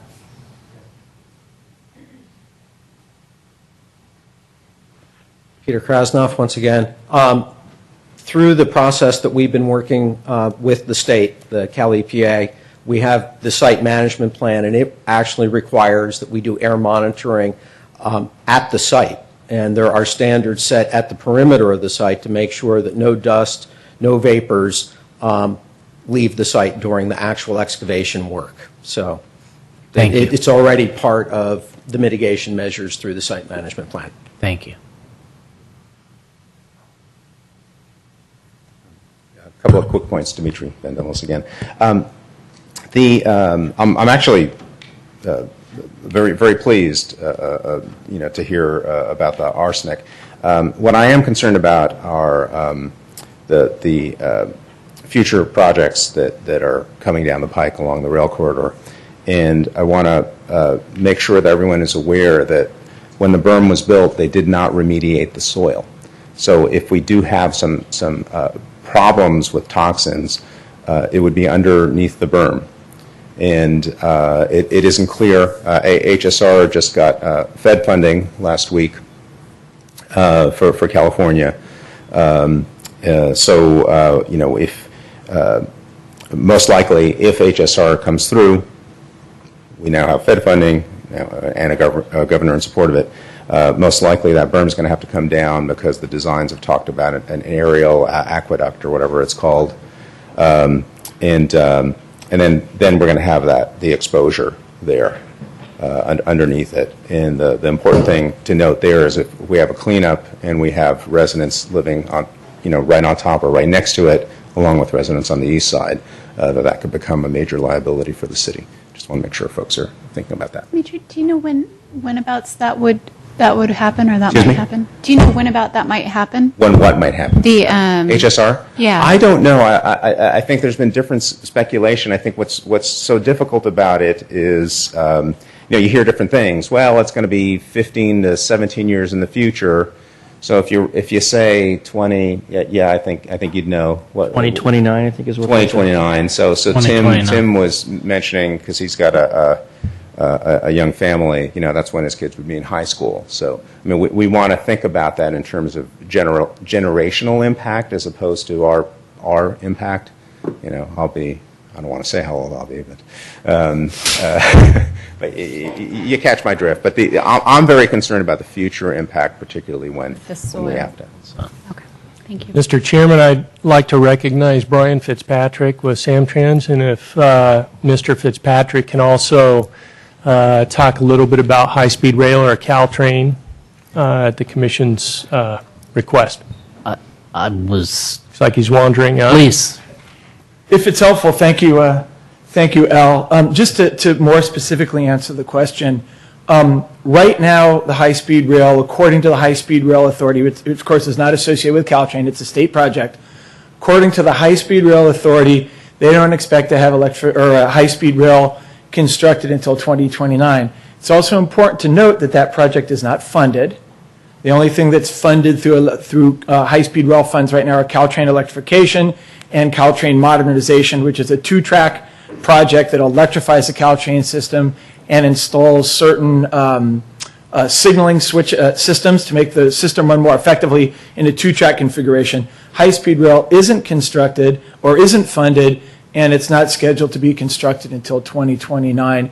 And if and when that project were to go through, it would go through an environmental process very similar to the process that's going through for this project and the process that will be going through for electrification. So all the issues that Mr. Vandelos and others have indicated issues with would be addressed at that time through that project specific to how it's scheduled to be designed. Would that have actually an EIR that would have to be passed by each city along the rail corridor? I don't believe that would be the case. I believe the EIR would be commented upon by each city along the corridor, and the lead agency for the EIR would be the California High-Speed Rail Authority. So the reality is the city wouldn't have the type of impact on that project that it would have on other projects. The same rules and regulations that need to be followed by this in terms of having all the hazardous material issues, which is the topic you're talking about now, being addressed through a regulatory agency, all the other criteria that need to be met and certified by the city instead are certified by the lead agency. The city would then play the role of a commenter. Yeah. Are we now talking about HSR? Because we are, we got a lot to say We're about hang on. I know. We're gonna. We got issues on that. Relax. Yeah, hopefully those questions have addressed That's the fine. question. We just brought up toxics in relation to high-speed rail. We're getting ready to any more discussion on toxics or let's Okay, call it hazards and hazardous waste. Yes. Or hazardous me again. materials. So no more, still no speech. My name is Fan Wei Li, living 1012 in Venice Drive. So this is going to be quick. I wonder if we have done any research on the turbulence caused by Caltrain passing and on open soil when the construction started. I don't understand that question. Yeah, So I'm not what sure do you- I do what you either. mean? Oh, so when the construction starts, we're going to open the soil and going to dig, and most of the construction doesn't have to take a train into account, but we do. The train, when the train passing by, is creating a lot of turbulence. If you're waiting next to a Caltrain, you know how big that wind is, and that is going to increase. That turbulence is going to kick the sand up and create small turbulence and carry the hazard material to further away, to further distance. And so I wonder, I'm curious about if this is in your research. So if the site plan addresses. Yes. Air quality, we're back to talking about air that's quality. back to Good evening. Peter Krasnoff again. To address the issue of dust or turbulence during the actual excavation work, we will have real-time air monitors. There will be dust control measures in place. That includes using water wetting the soil down to keep it from moving. If that's not adequate, we use things like dust palliatives, chemicals that can be applied, organic materials that get applied to the soil if the dust were getting beyond the acceptable standards, which are very, very low. So we basically will be implementing and monitoring during the construction work to make sure that there is no visible dust and there will be no what we call PM10, the small particles, greater than 0.05 milligrams per meter cubed, which is basically the ambient air quality standard for the state. And that would be applied at the property, at the excavation boundary. Thank you. Sure. So very quick follow-up. So remember, this is going to also concentrate the turbulence to keep the turbulence live longer instead of empty to the air. And remember to do the monitoring in every stages of the construction. And I hope we can put in a clause. I'm not sure about the legal term for this. A clause that we can stop the construction at any point if we measure that the hazard level has exceeded the standard. The city has that ability. Okay. Those are standard clauses that we put I'm in. very happy to hear that. But again, very quick. Why so much effort, like all this hazard control, to just want to build this building nobody's going to buy? Thank you.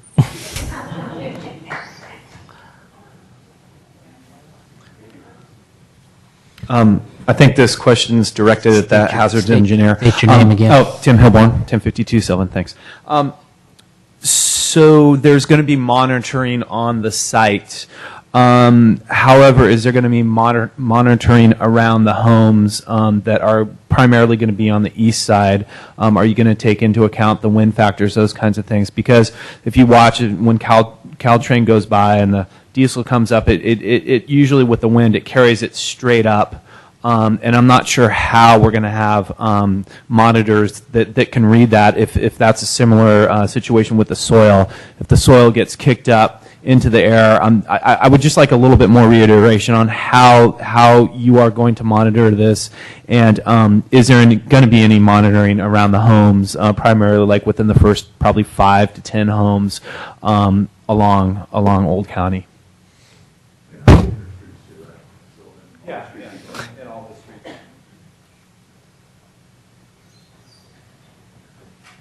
Once again, Peter Krasnoff responding to the question raised about the monitoring. There is no monitoring at the homes contemplated, but our monitoring will be basically within feet of the active equipment where the dust generating activities would be, and that's where we're applying these what we call perimeter air standards given the narrowness of the site. We will have more than one air monitor for the shifting wind conditions. We will have upwind, crosswind, downwind sampling locations, but we will be monitoring at a standard basically protective of the homes at the actual level at the excavation. So, Thank you.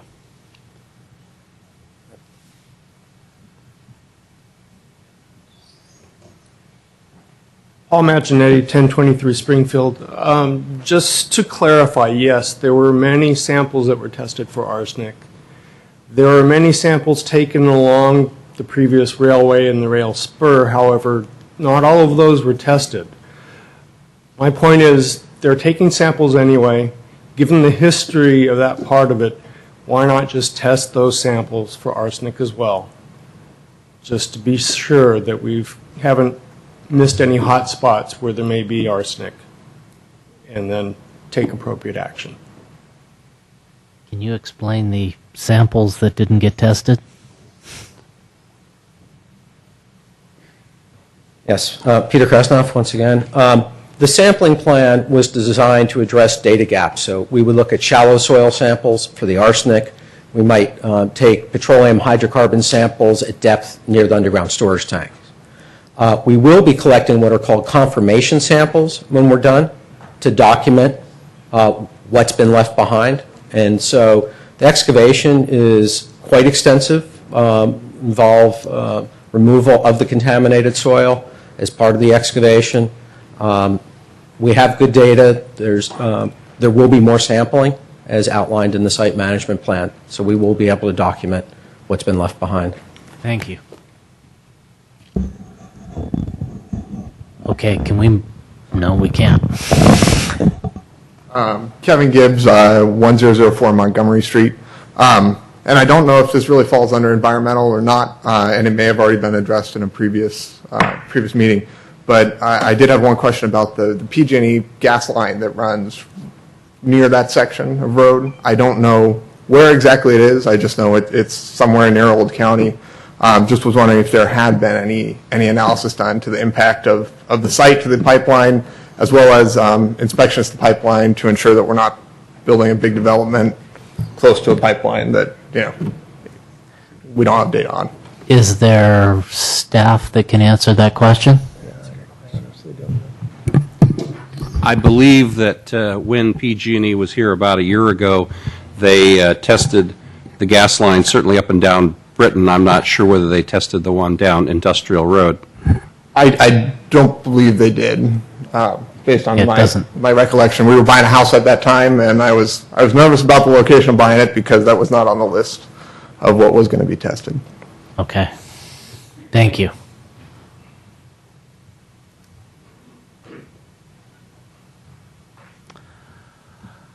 Okay, looks like we can move on. The next topic we're going to talk about is transportation, and the first piece of that we're really going to talk about is traffic.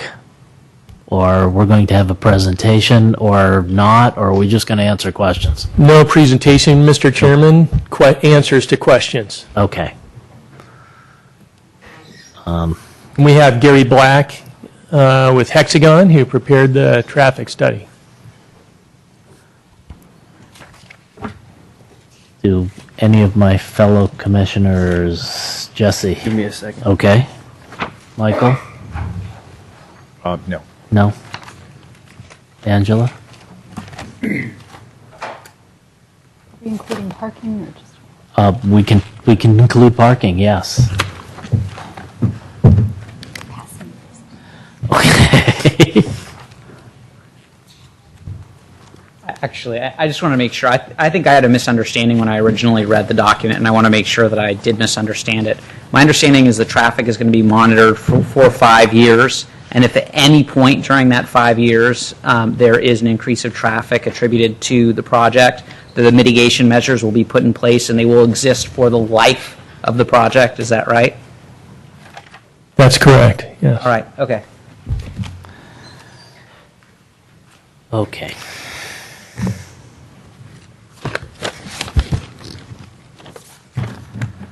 I'm going to move on here to traffic and parking. Okay, if nobody else is ready, I will start on the pages I have on traffic. So some of this actually, Al, I'm going to need answers from you because I'm not sure that I've seen the final designs, or this commission has seen the final designs for the East Side Connectivity Project. And so some of the questions that I ask may be answered or may be part of that project. And so you may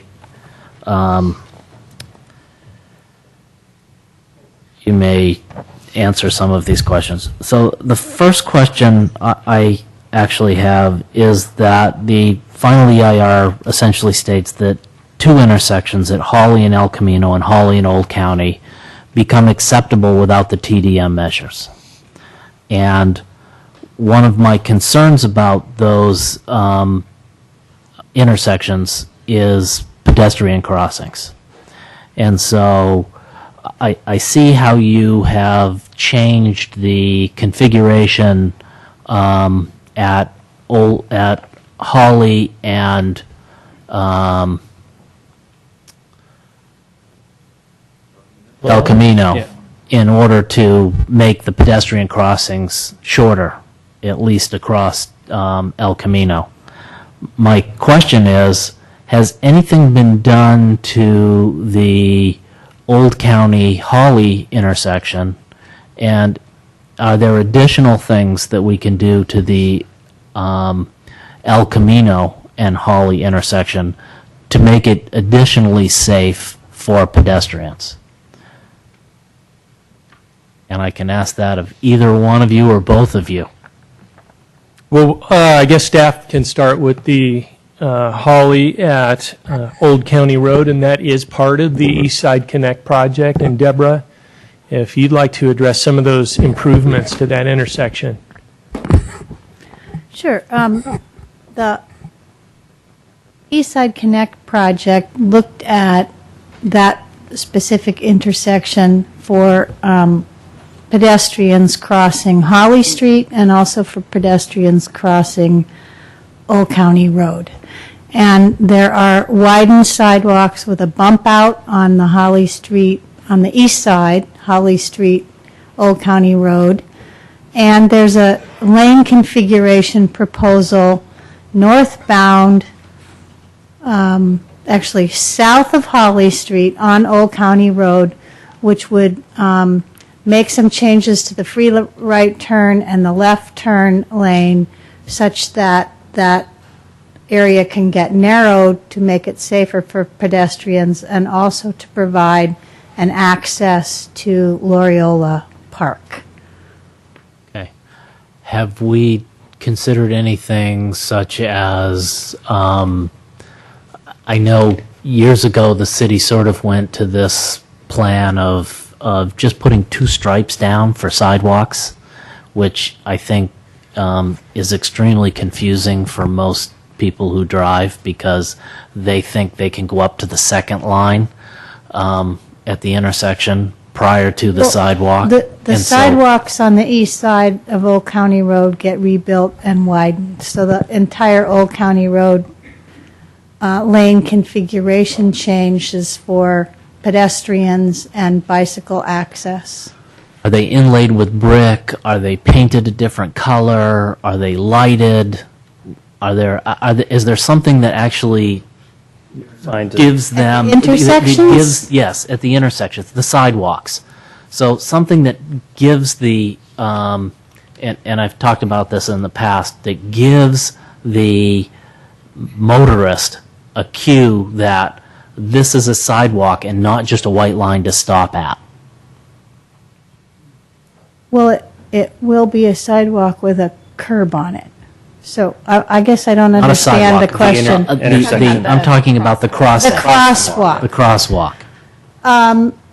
The cross, I don't have those plans in front of me, but the crosswalk will have some markings that I think are the latter version of a sidewalk, which has much more white on it. Is there anything we can do to make those more visible? Well, especially we certainly can. They're in the 90% to 100% design right now. We can Okay. take that comment back to the designers to put in the bid documents, which are getting prepared to go out in December.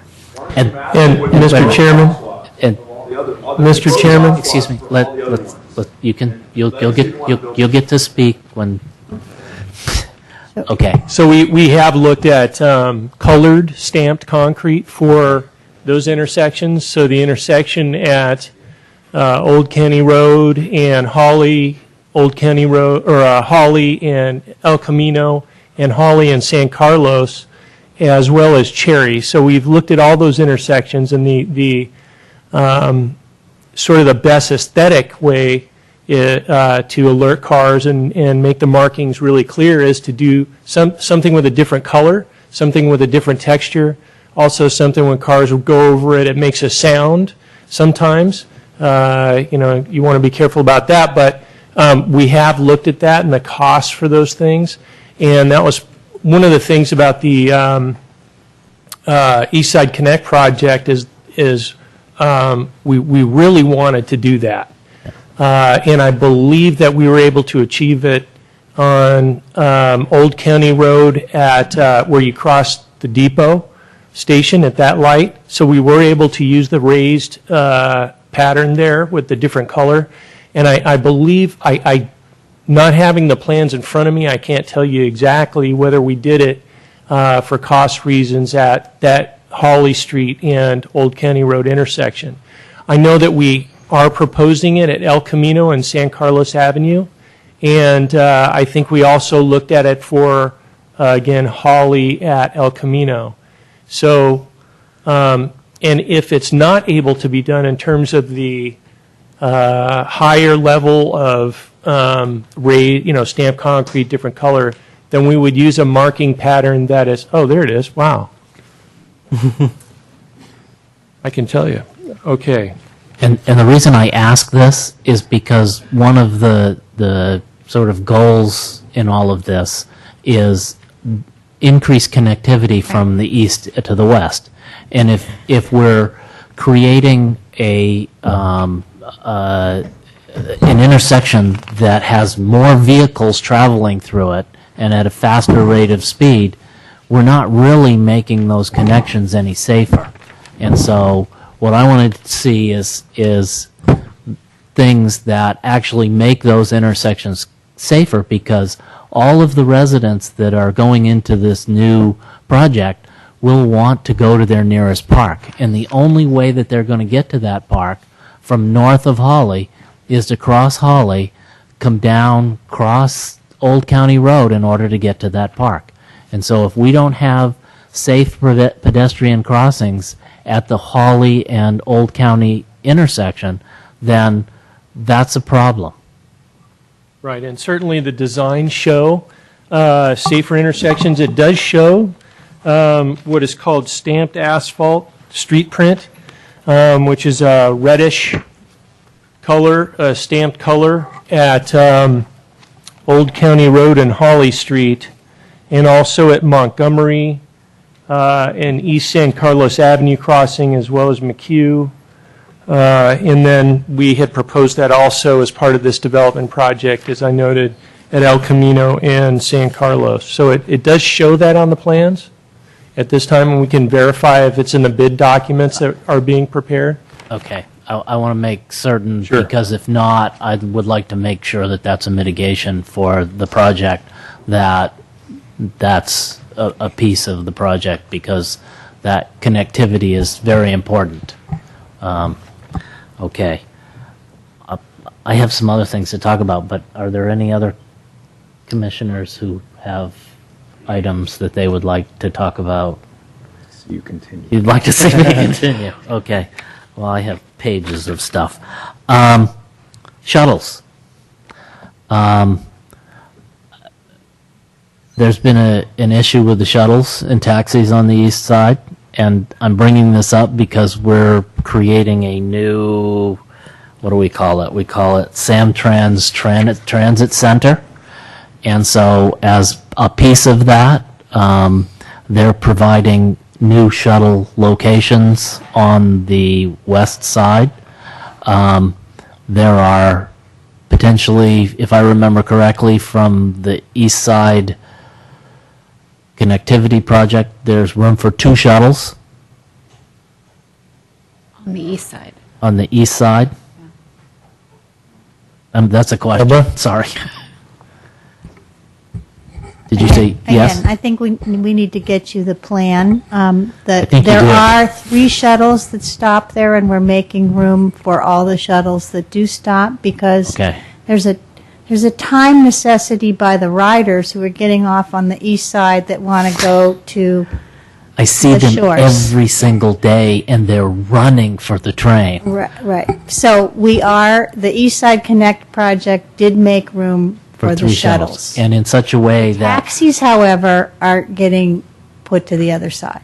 okay, and the shuttles have enough room so that the vehicles can safely get around them without crossing into the oncoming Not traffic. go in residential And they will not go down residential streets streets. according to their contracts. Okay, so we have some sort of contract with these shuttles that's in place.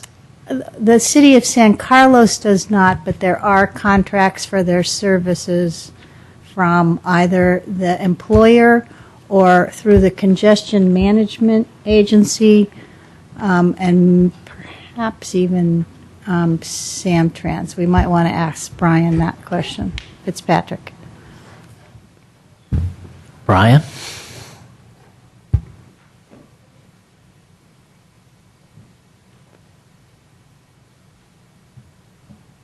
Brian Fitzpatrick, Real Estate Department Manager for Samtrans.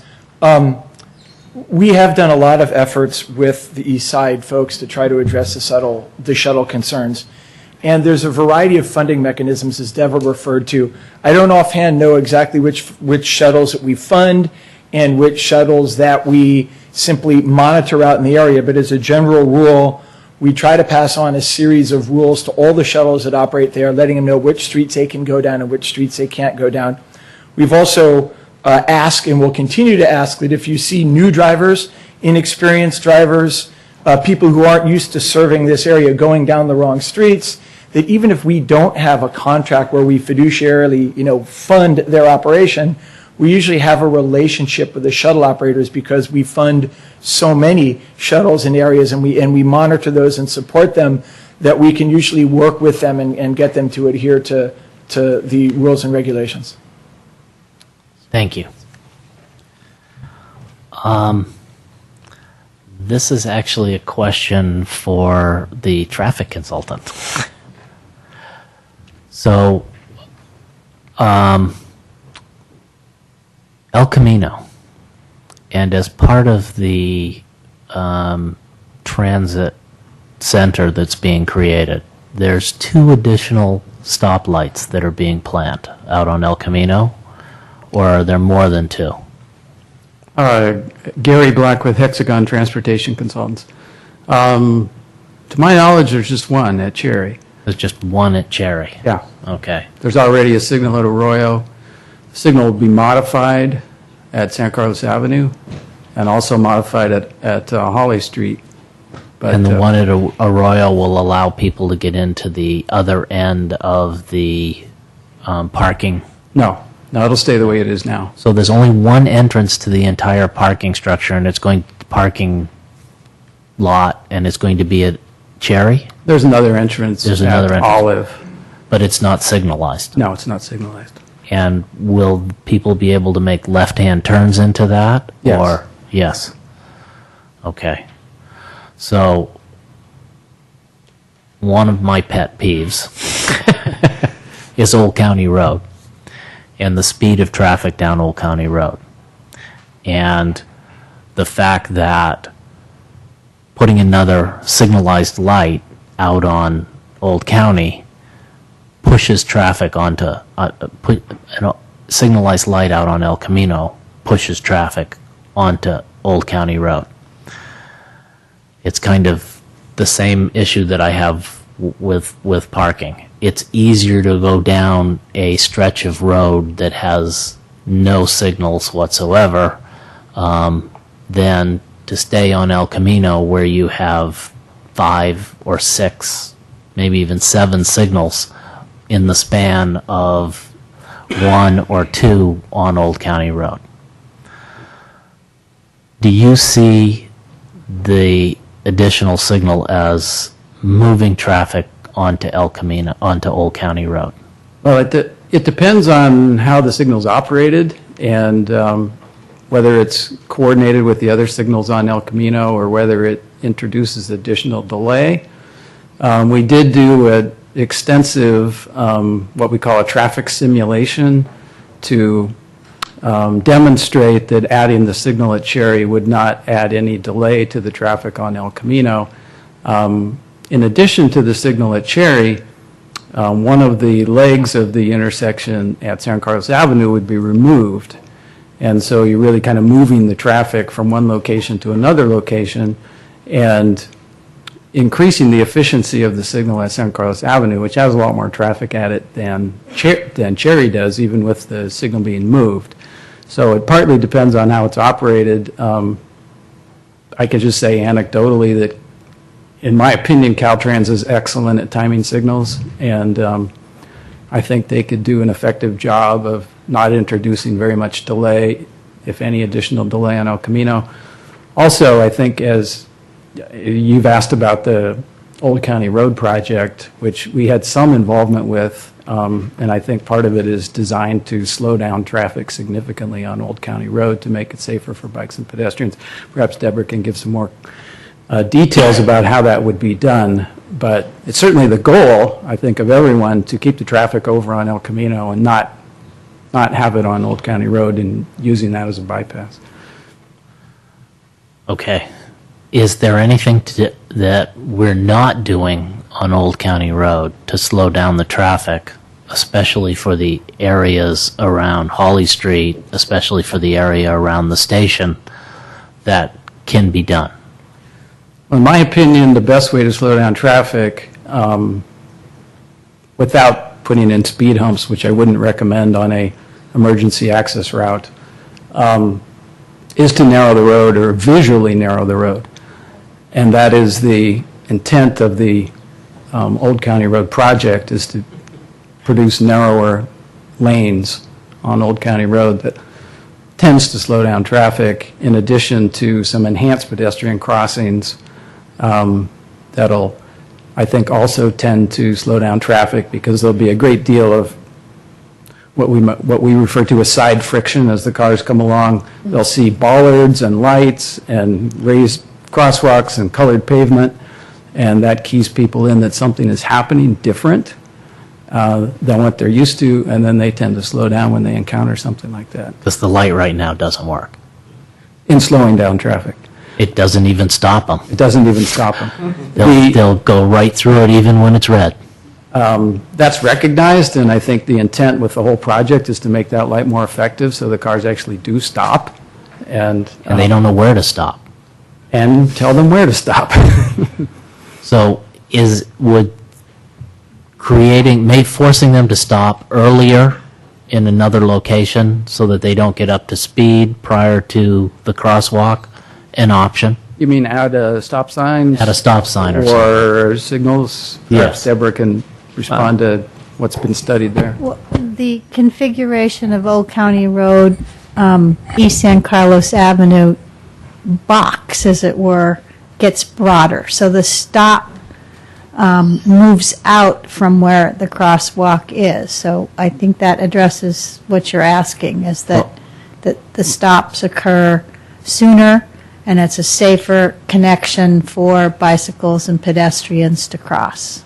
Yes, but my concern is that because that box is fairly wide, that we're going to create a situation again where the light is right at Montgomery, but the box goes all the way back to, say, the edge of the stairs. And so you're going to create that, because people will come up on it.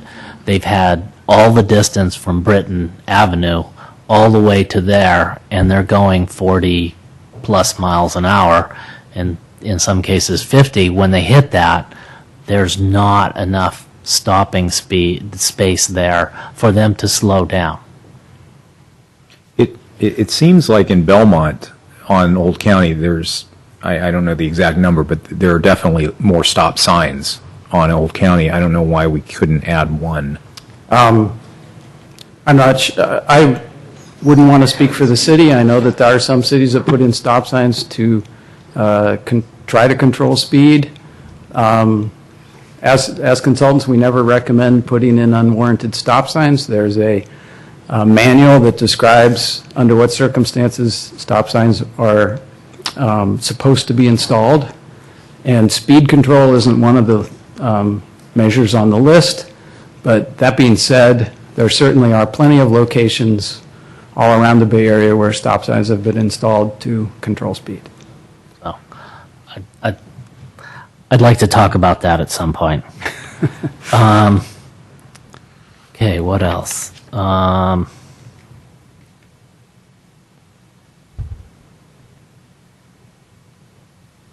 So one of the ideas behind the project is supposed to transform El Camino.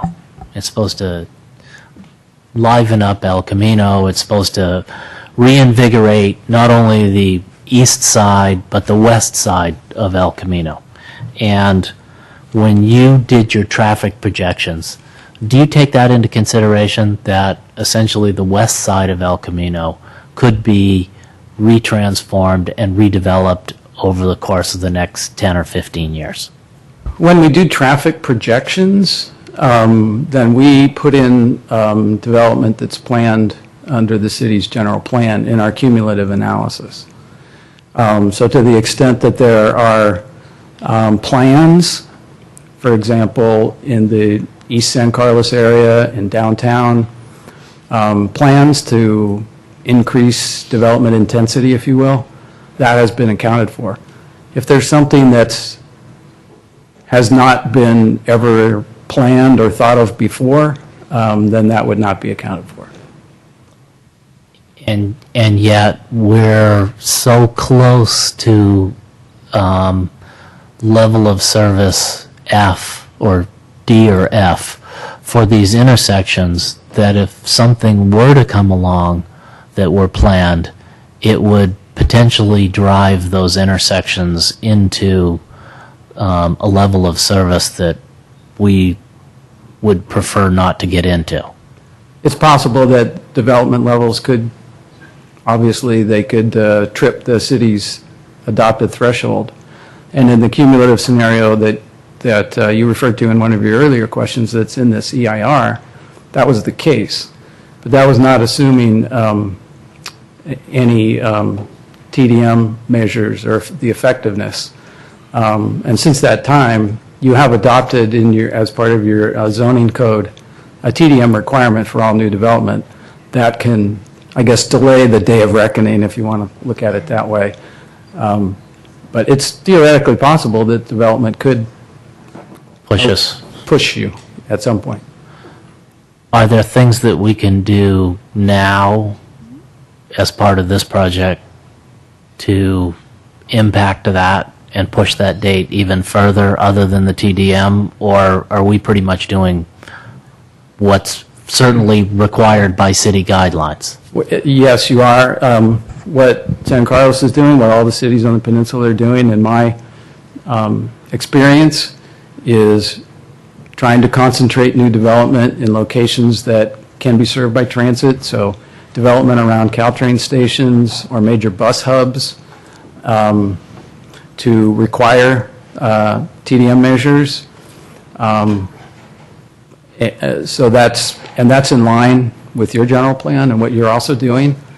We're not advocating, nor does this general plan support making physical improvements to those intersections to increase their capacity, because if you make them wider, then that's detrimental to some of the other goals that you're trying to achieve.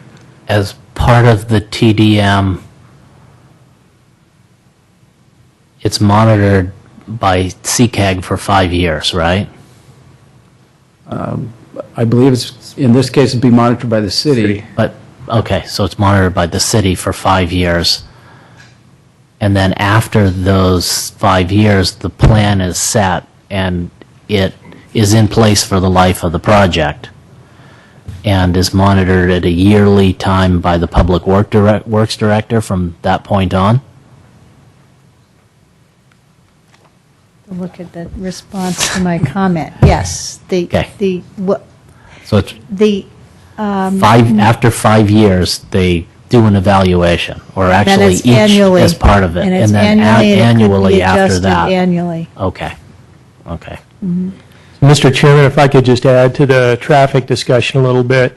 In addition to the 20% reduction required by our TDM ordinance for every development over a certain threshold, as Mr. Black was mentioning, these new developments also have to pay a traffic impact fee, which is fairly substantial. And what that goes to is a fair share of citywide improvement projects, because we already know, based on our general plan build-out scenario, which is the worst-case scenario in 20 years, based on our analysis done at that time with that EIR, which includes a million plus square feet of commercial and office space and more residential and such.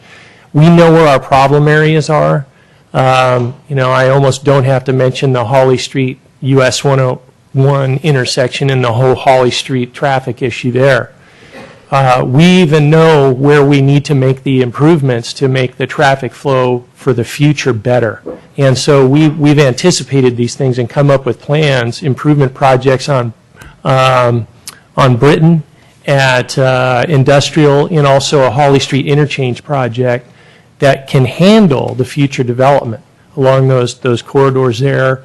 And then we make incremental changes as needed through these projects. Like you see tonight, we talked about Cherry Street and other intersection improvements.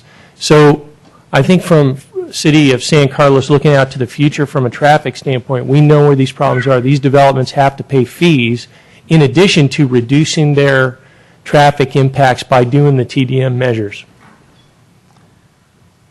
Thank you.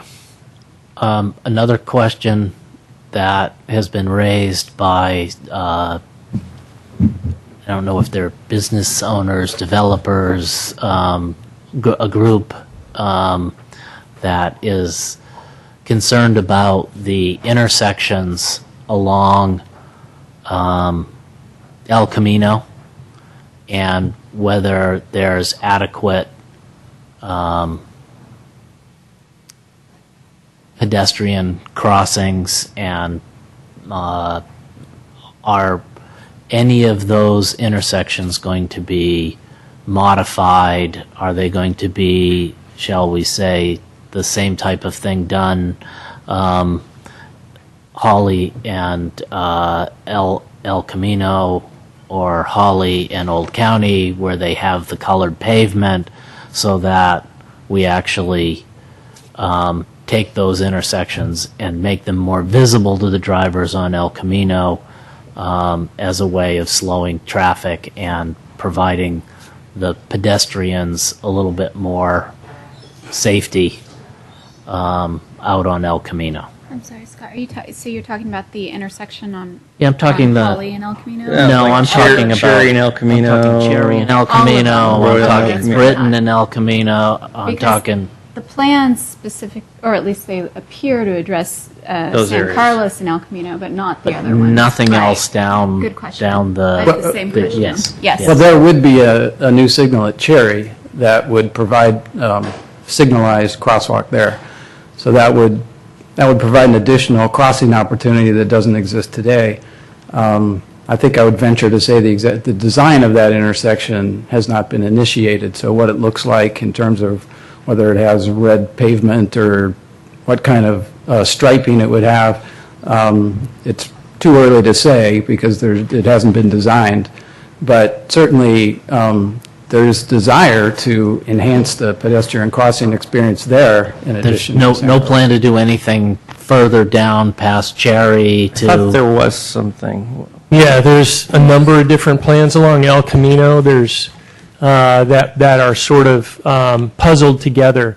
The intent of that, at least from a staff perspective, that we had is that El Camino at San Carlos Avenue would have the stamped concrete crosswalks. Right now, it's only a two-leg crosswalk and or it's actually one leg across El Camino at this time, so we would actually add a crosswalk on the north side of El Camino San Carlos intersection and improve those again with the stamped, colored aesthetic. And then at Cherry, same thing. And also at Hawley and El Camino Real, we would have that special paving in the crosswalk. So those three intersections as a component of this project, the intent is to condition this project. Part of the traffic impact fees would go toward the modification of those intersections. We have some other projects that we are working on separately. We have a grant that we're working on that Deborah can talk about that's looking at a new crosswalk at Arroyo. We also are currently planning a new signal and crosswalk at Belmont and El Camino. I don't think that we planned Olive Street to be improved as part of this, but at some point we ought to look at that, but it wasn't part of this particular project. So we've got these grants, we're working on other plans, but for this project, I noted the intersections that were to be included. Thank you. I'd just like to note that my in the response to questions, one of the plans in the draft EIR shows a crosswalk at Olive. That's incorrect, so the errata that I left on the dais tonight corrects that graphic to remove it. There is not a crosswalk at There's Olive. not a crosswalk at Olive. Okay. And that graphic should show the existing crosswalk at Arroyo, Okay. which is one of the projects we also have a grant for. Are there any other I want to say traffic issues, because there are other transportation issues that we're going to have to get to at a later time, but Parking is not. let's leave parking. I know, but in the interest of letting the audience talk, and I've done far too much talking already, I'm going to talk about traffic at this point, and then there's lots of other things that we can talk about. Go ahead. Hi. Thank you for all your hard work. My name is Amy Chang, and I come here tonight on behalf of many concerned businesses and property owners along El Camino in the project area. We prepared a letter which many of you may have separately, but I have some additional information I'd like to share.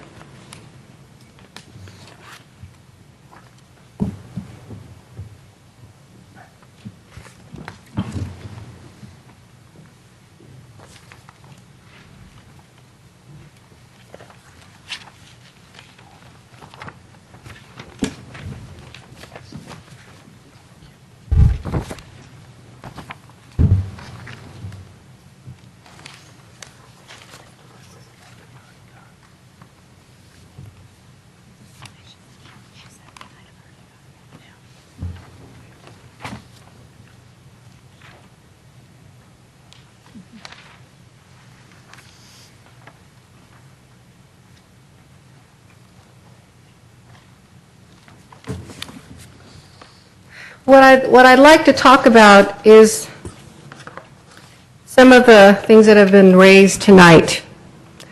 Connectivity, pedestrian safety, and parking and traffic. And I'd like to begin with, if I may, Commissioners, parking, because that ties in with traffic, and it certainly ties in with the vitality of our town. The single most interesting fact coming out of the traffic analysis that we reviewed was that almost 40,000 square feet of new commercial property will be added on this project, but only 10 dedicated parking spaces for retail and office. A third of the new trip generation is from office and retail, and most of that is all south of San Carlos Avenue along El Camino. The city requires 127 retail office spaces, or 111 according to the ITE. This project proposes 66 parking spaces. 10 are dedicated. 9 are shared with the residences in Building 6, and 47 are shared with commuters. That leaves a shortfall on a generous calculation of 61, or in a worst case, 117 spaces short. It's even worse if you consider the removal of all on-street parking on the east side of El Camino.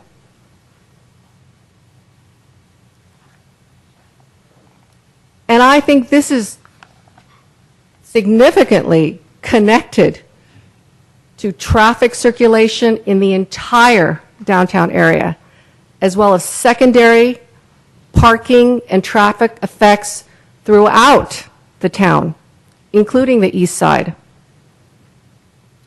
Already you see from the EIR analysis, Holly Street and San Carlos Avenue, as well as San Carlos Avenue and El Camino, are at unacceptable LOS levels. A queue is expected at Cherry and El Camino.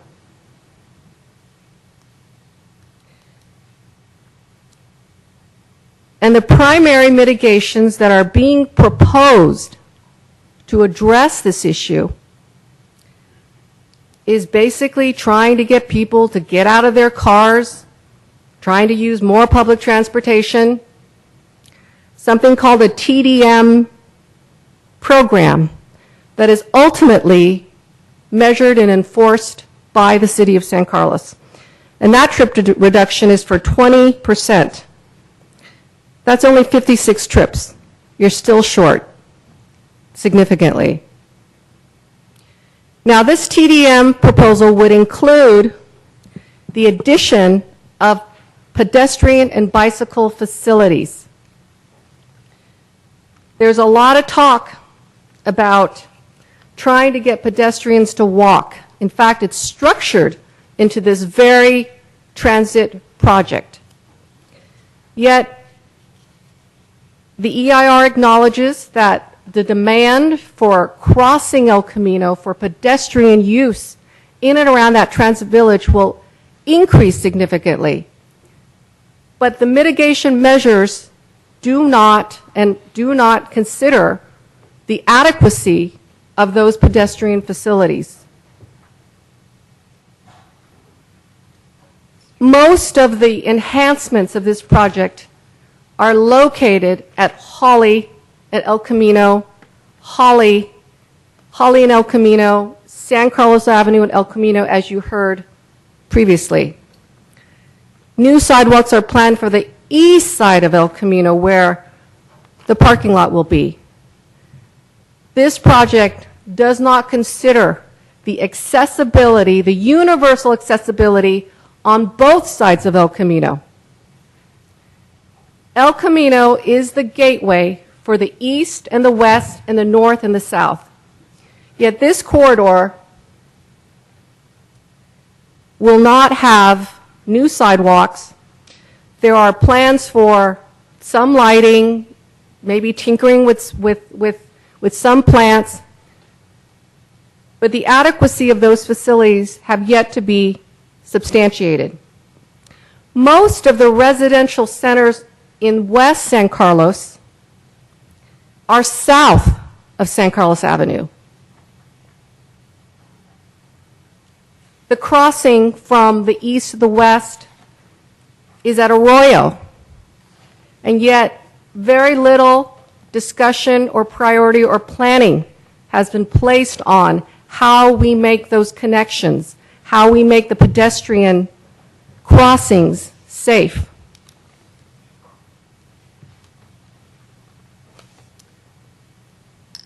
We list some of those considerations in our letter, which include many of the items that were raised today by the chairman. They include really taking a hard look at what a transit-oriented village means in terms of getting people out of the car to walk around. 2, the need for more frequent and well-paved and prominent widened crosswalks that create buffers for pedestrians to cross from east to west, from north to south, into the west and east San Carlos areas. They include new sidewalks, consistent and adequate street lighting so you can see where you're walking, and streetscape to ensure safe passageway. They include the preservation of on-street public parking in the project area, as well as the need for more and additional parking for retail and office. That's planned. And they also include secondary traffic and circulation effects throughout the area, including the alleyway and Olive Streets. Lastly, or in summary,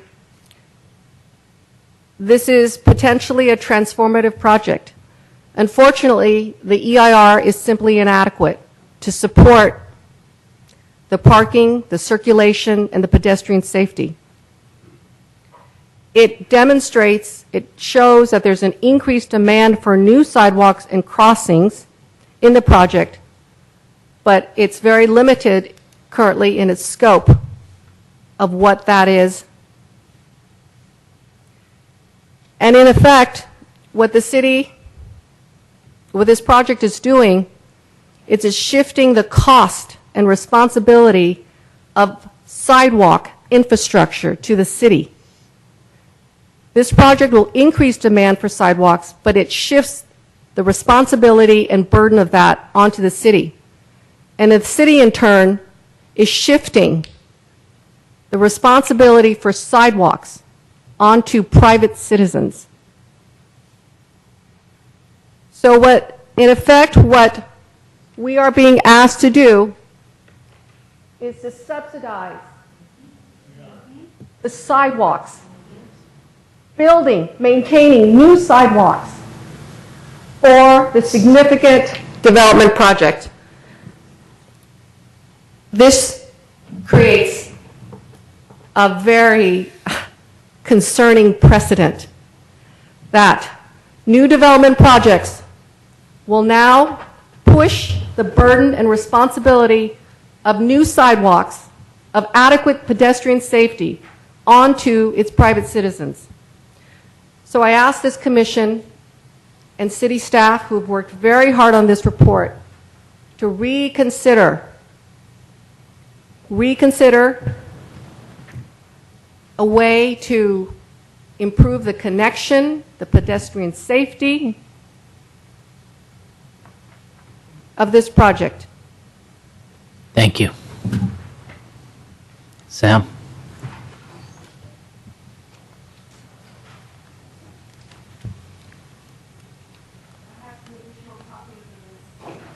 Hi, Sam Hersberg, 996 Sylvan Drive again.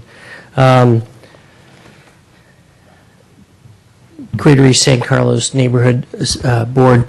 We've been saying for quite a long time, through the general plan, through the zoning changes, through the draft EIR, through the final EIR, this project is too big. And besides the traffic impacts that you've heard about, we're really concerned with the proposed lessening of parking standards, which is directly related. There's a lesser parking standard being proposed for this development for single and two-family bedroom apartments at the Transit Village than is being required for our Greater East San Carlos single-family residential residences. There's already an existing problem, particularly south of Holly with Caltrain, riders using the neighborhood for free parking, as well as giant attendees on the weekends and in the evenings. And if parking standards are reduced as proposed, this trend will be exacerbated and not solved. Why park in a paid parking area if the neighborhood parking is free?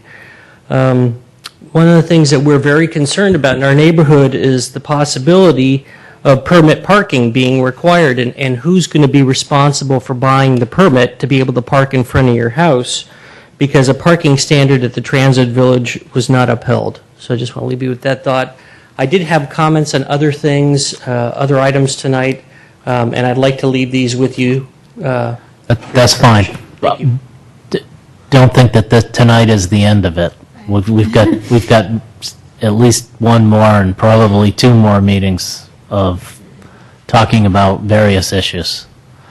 So, go ahead, Paul. Paul Mangianetti, 1023 Springfield. Just regarding the speeding along Old County Road, and that happens in the north as well as the south. On Edgewood Road, as you come in, there is a speed sign that measures your speed, and it flashes if you're going faster than the legal speed limit. Perhaps something like that could be considered as speed control along Old County Road. Thank you. Dimitri?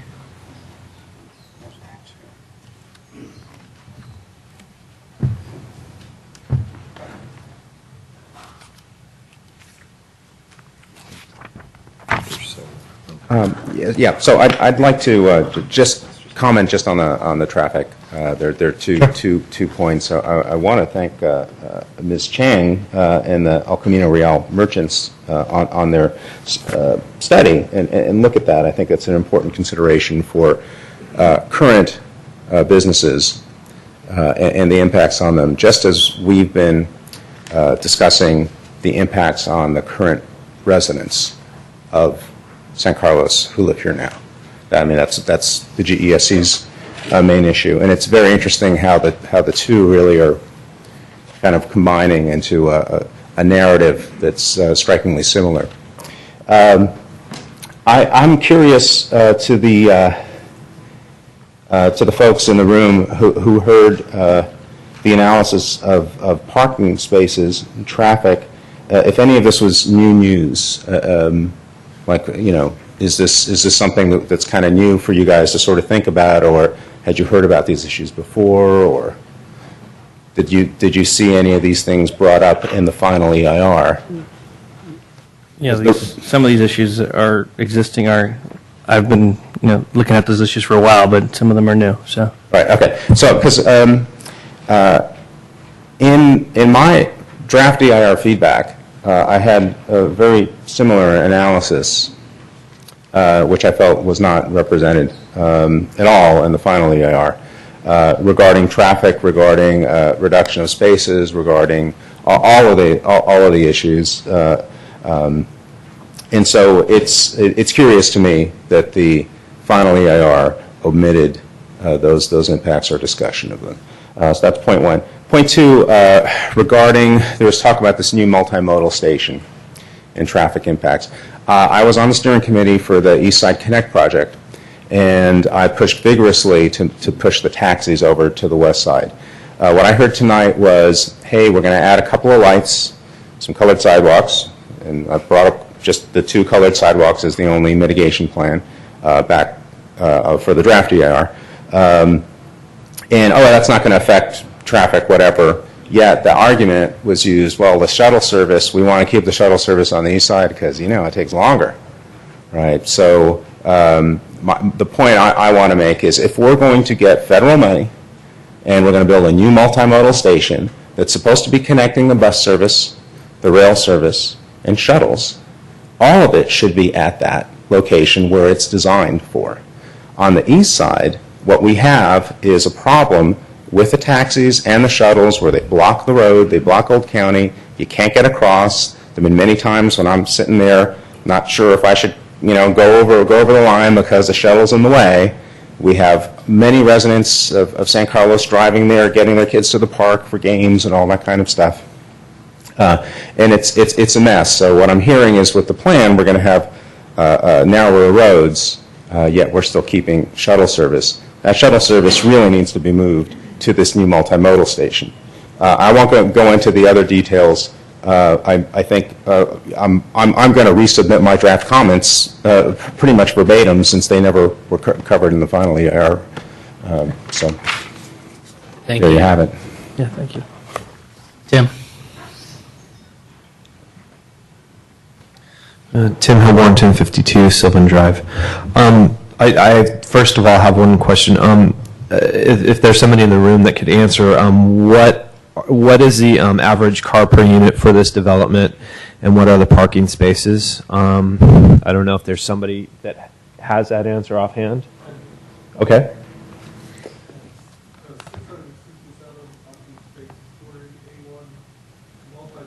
Can you please come up to the microphone? If we could just break it down somehow to the... Can you please come up to the microphone? The plan calls out for 667 parking spaces and 281 multifamily dwellings. Okay, so the math on that would be... Could be holiday visiting times, whatever, a couple thousand people. So how many would that come out to per unit? Okay. How much? 1.54 Okay, so one and a spaces half. per unit. Okay, per unit. Okay, that's great. All right, so a couple questions here. First of all, about the traffic signals. Were there any other planned traffic signals besides the one at Cherry? What I came through on the final EIR was possibly one at Walnut, either Walnut and Holly or San Carlos Avenue. Can anybody address that? Do we have any more traffic signals going in because of this development?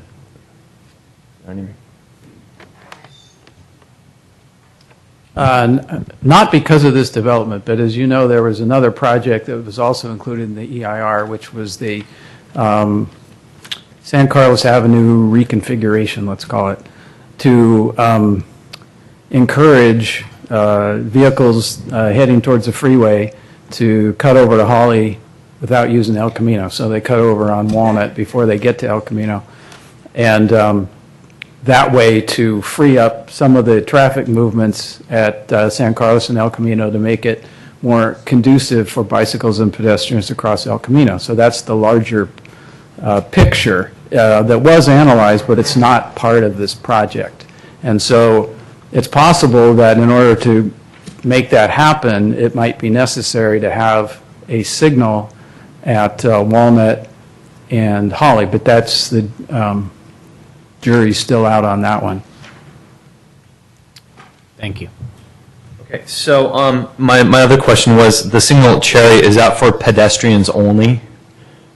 It's not, so that would be for cars as well. Okay. Okay, that'll be in the new entrance. Okay. Okay, so one thing that Al mentioned was, Al Savay mentioned, was that there are traffic impact fees, mitigations for this. One thing I mentioned in previously when I talked to you guys was I looked through both the final document of the environmental impact review, but I really spent a lot of time on the financial impact analysis. Again, those two documents are not mutually exclusive, and believe me, I understand we're here looking at the final impact or the final EIR here, but being that these two are not mutually exclusive, I really do have some issues here. One of which, and I just want to ask the commission this: have any of you been able to look through the final financial impact analysis? Yes, but we're going to talk about that next time. We're trying to deal with transportation and traffic tonight. Okay, getting back to transportation. One thing out of that analysis that I want to bring up is in one section it basically talks about the annual expenditures of the houses. And one of those annual expenditures per household is $10,000 in auto maintenance fees. This is in the financial impact analysis. And what my question is, when I look at, and I went through and I actually kind of chunk the numbers in my house of how much I spend on one car. And, I came up with about $3,000 to $4,000 in gas and another $1,000. And so I came up about $4,000 or $5,000 for one car. What my question is if the financial impact analysis is using $10,000 in vehicle repair maintenance to show how much a household is going to be spending in the city for that. My question is, if the average cars per unit are going to be 1.5, how does that jive up? Because I'm seeing that 1.5 cars is going to be more like maybe $5,000 or $6,000 for that maintenance. So what my question is if the FIA is assuming that there's going to be more cars, even 0.5 more cars, that's significant impact. And you can't have it both ways. You cannot have a financial impact analysis saying, well, these people are going to be spending $10,000 in maintenance on, 1.5, 2, 3 cars, and then saying that we're going to have 1.5 cars per unit here. That doesn't jive up, and we can't have it both ways. So what I'm asking the commission to do is to go back, if you can really look at that, and then look at the comparison between that and actually how many cars they're saying are going to be, in this development, because it doesn't jive right now. So, thanks. Thank you. You've been very patient. Thank you. My name is Debbie Bacigalupi, and I live on the west side, and I'm concerned for my neighbors on the east side.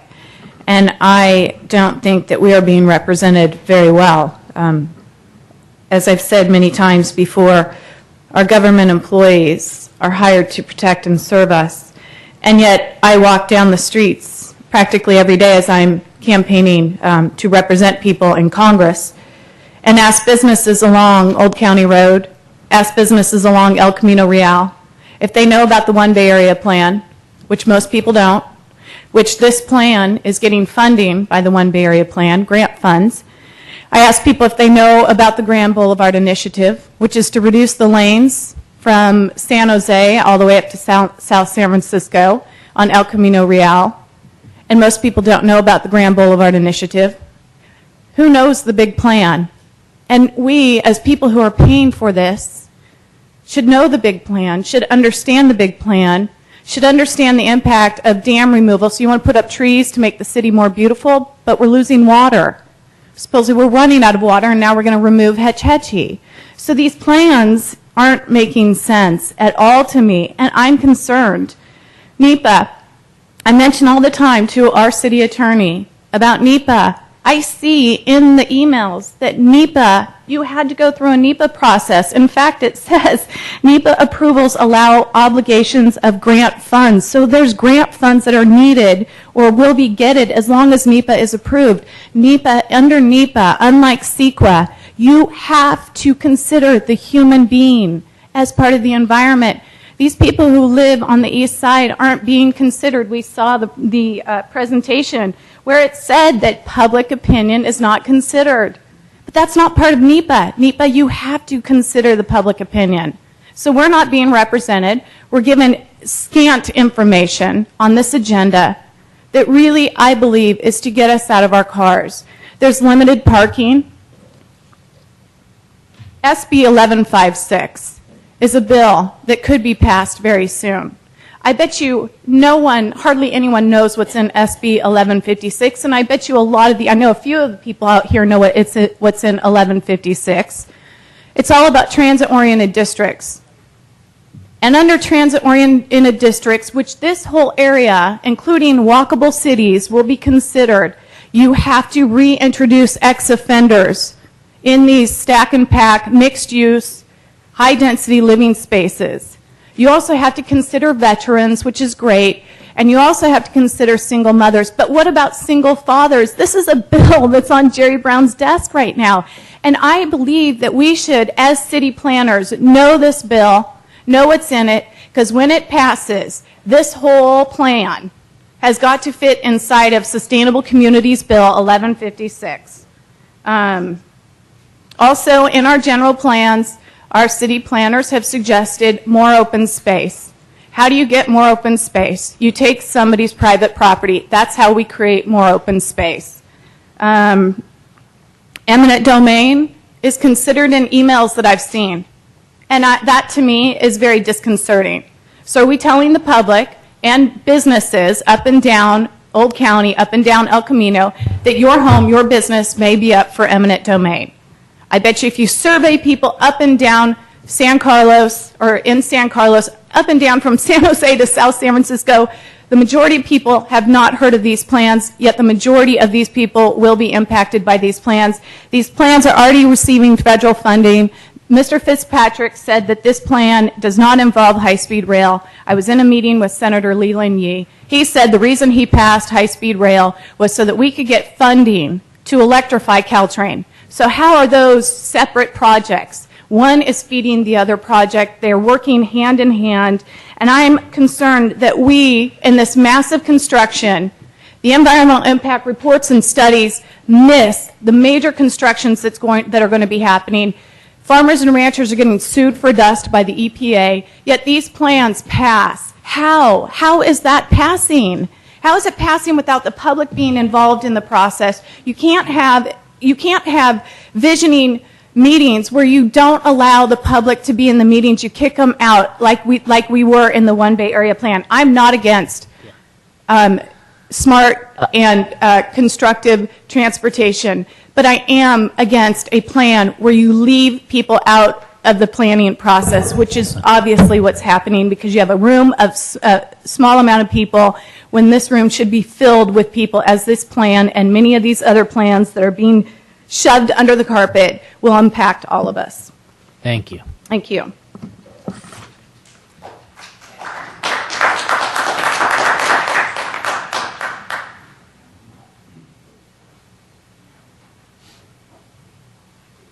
Hi, my name's Carol Chang, and I've lived in San Carlos for about 35 years. And I would say I'm here as a citizen and also as a pedestrian. I walk everywhere. I hang out downtown, and I use public transportation. And so in looking at the plans, these are my suggestions that I would bring attention to. The first one is with regard to the streetscape. I really want to see more integration between the project and the downtown. And I think right now there was discussion about crossing El Camino through Cherry Street, that there would be streetscape. But from the plans, what I saw, I felt that it was inadequate. At the intersection of San Carlos Avenue, crossing El Camino, the streetscape is double wide. It covers the whole intersection. And a lot of people hang out downtown, and they're going to want to cross the street from the downtown sector. Not everyone is going to go up north and cross from San Carlos Avenue. The streetscape for the Cherry Street intersection is like a sidewalk lane, and that is not safe to me. I think that the whole intersection needs to be streetscaped so that it is visual to cars passing by, because that center part, the south of San Carlos Avenue, that is the center part of downtown. And that is where people are realistically going to hang out and realistically going to cross the street, especially since the bus stop is going to be right there, and that's going to be the main entryway where people get dropped off, or picked up. And so I think that that's an intersection that's key, and the streetscape needs to be wider and more visible and safer. And then with regard to Arroyo Street, I think it's ridiculous that that they're planning to have a cross at Olive Street, when in actuality, Olive Street is a short street. The real traffic street is really, because I live in the southern part of San Carlos near White Oaks. The real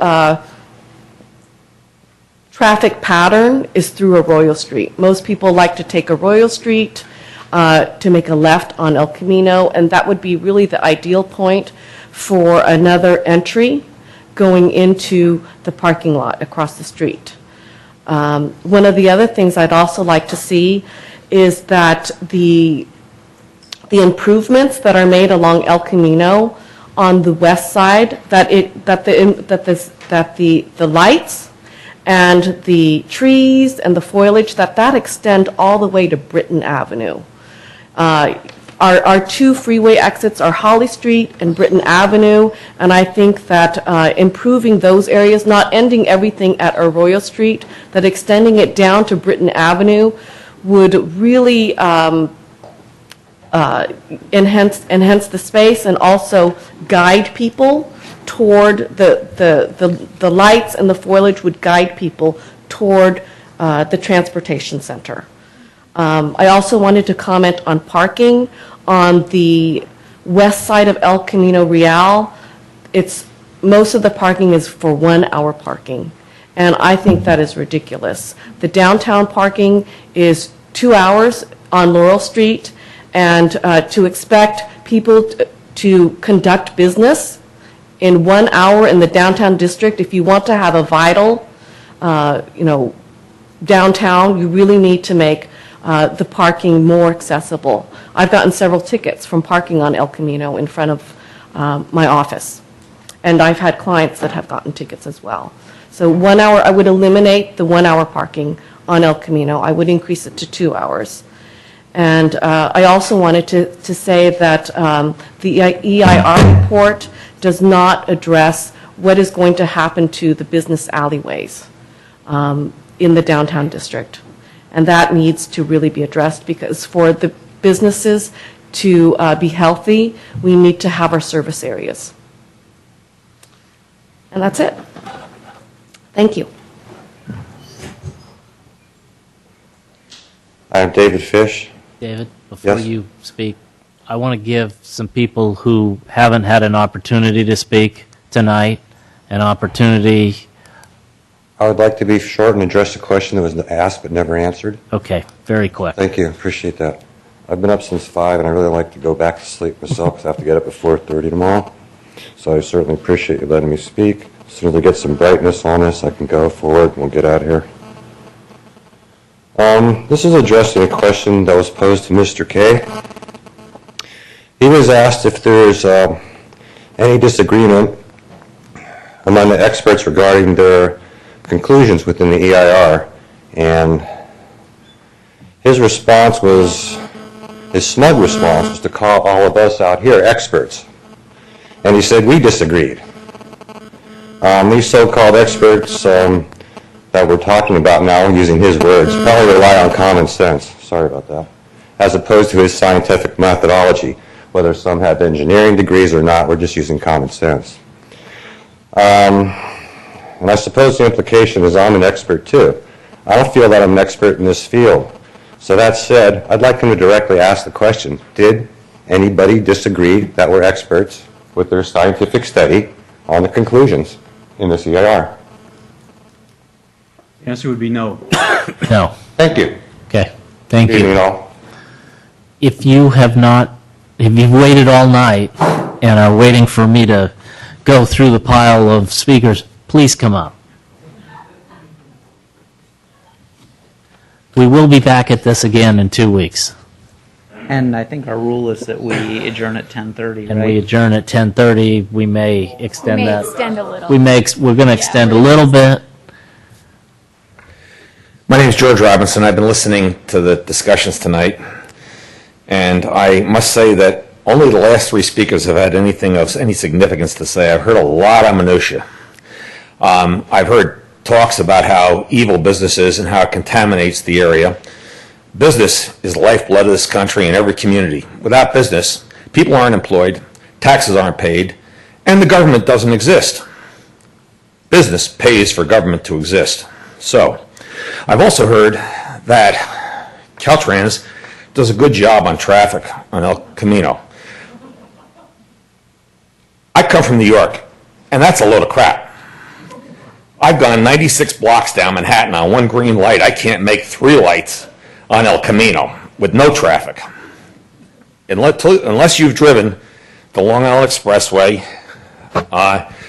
and the roads in Manhattan and Westchester County and New Jersey, you don't know what traffic is. So let's knock off all that stuff. We'll knock off the particles per cubic meter of air. We'll knock off arsenic. We all know about that stuff. You do construction, you deal with it. The problem is, why are we building this transit village? We don't need it. This is remarkably sounds like United Nations Agenda 21 to me. This sounds like a project that is being pushed by the United Nations and through that our federal government and ICLEI to build a useless project for no reason at all. They say that it's to put affordable housing in. Well, you know, if you can't afford to live in this area, move to Kansas. You can afford to live in Kansas. We work hard. I've been working since 1965. I'm going to be 64, and I don't see retirement in my future. I live here because I work hard. Those that can't afford to live here shouldn't live here. Thank you. Thank you.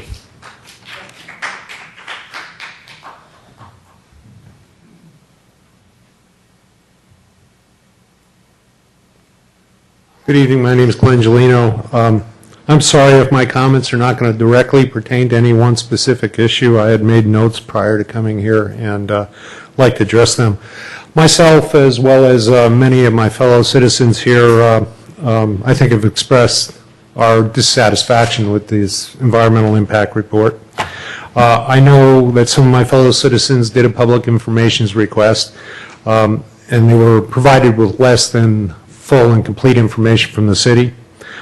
Specifically, there were emails by staff members that became evident because Samtrans was compliant in the request, and indicates there are emails from city staffers that were not provided when the same request was provided to the city.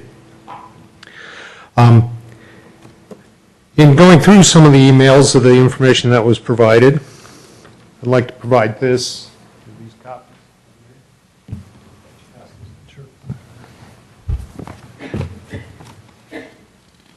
I know at the meeting in July there was talk about sound mitigation barriers and walls and so forth.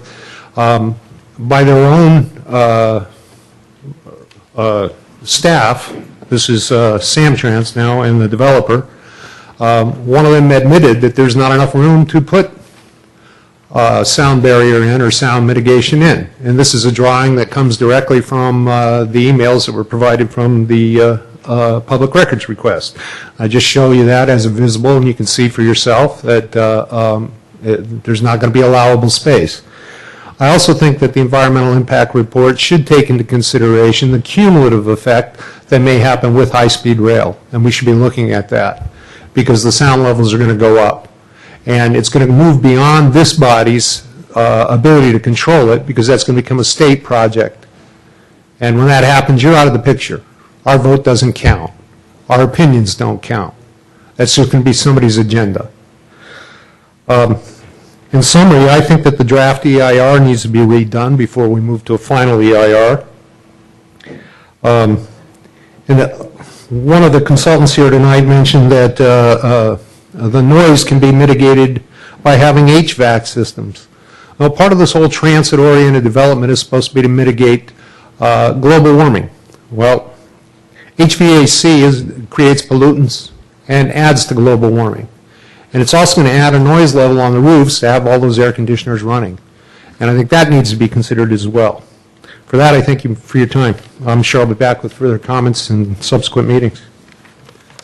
Okay, it's 10:30, and if we want to extend a little bit, I need a motion to do that. Otherwise, Yeah, I move that we extend for 15. 15 minutes.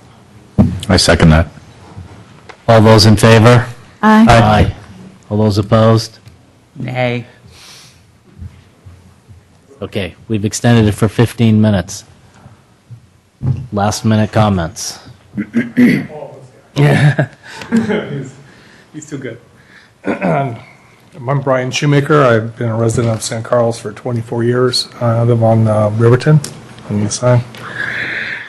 And I was going through some of this material that has recently been published regarding the San Carlos redevelopment project, and some of the issue we're talking about now is traffic.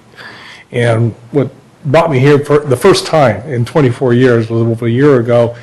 There was a discussion about removing houses on either side of Holly Street to widen it so we could bring more cars through. And I sat through the whole thing. The place was packed, and maybe some of you got new jobs because of it, because of some of the turnover of voting. Very unpopular. So after it was all done, Matt looked at the whole thing and says, well, if we remove all the houses, it really doesn't matter. You have essentially a pitching point created by the trestles. So the only way you're going to actually move forward traffic through is to widen that. So I downloaded this document here. It's a draft version. They come final, but there's a section here on Holly Street widening. And it says here that the agency plans on widening eastbound Holly Street approaching Industrial Road. The project will ensure better access out of San Carlos, improving the ease of visiting businesses in the project area.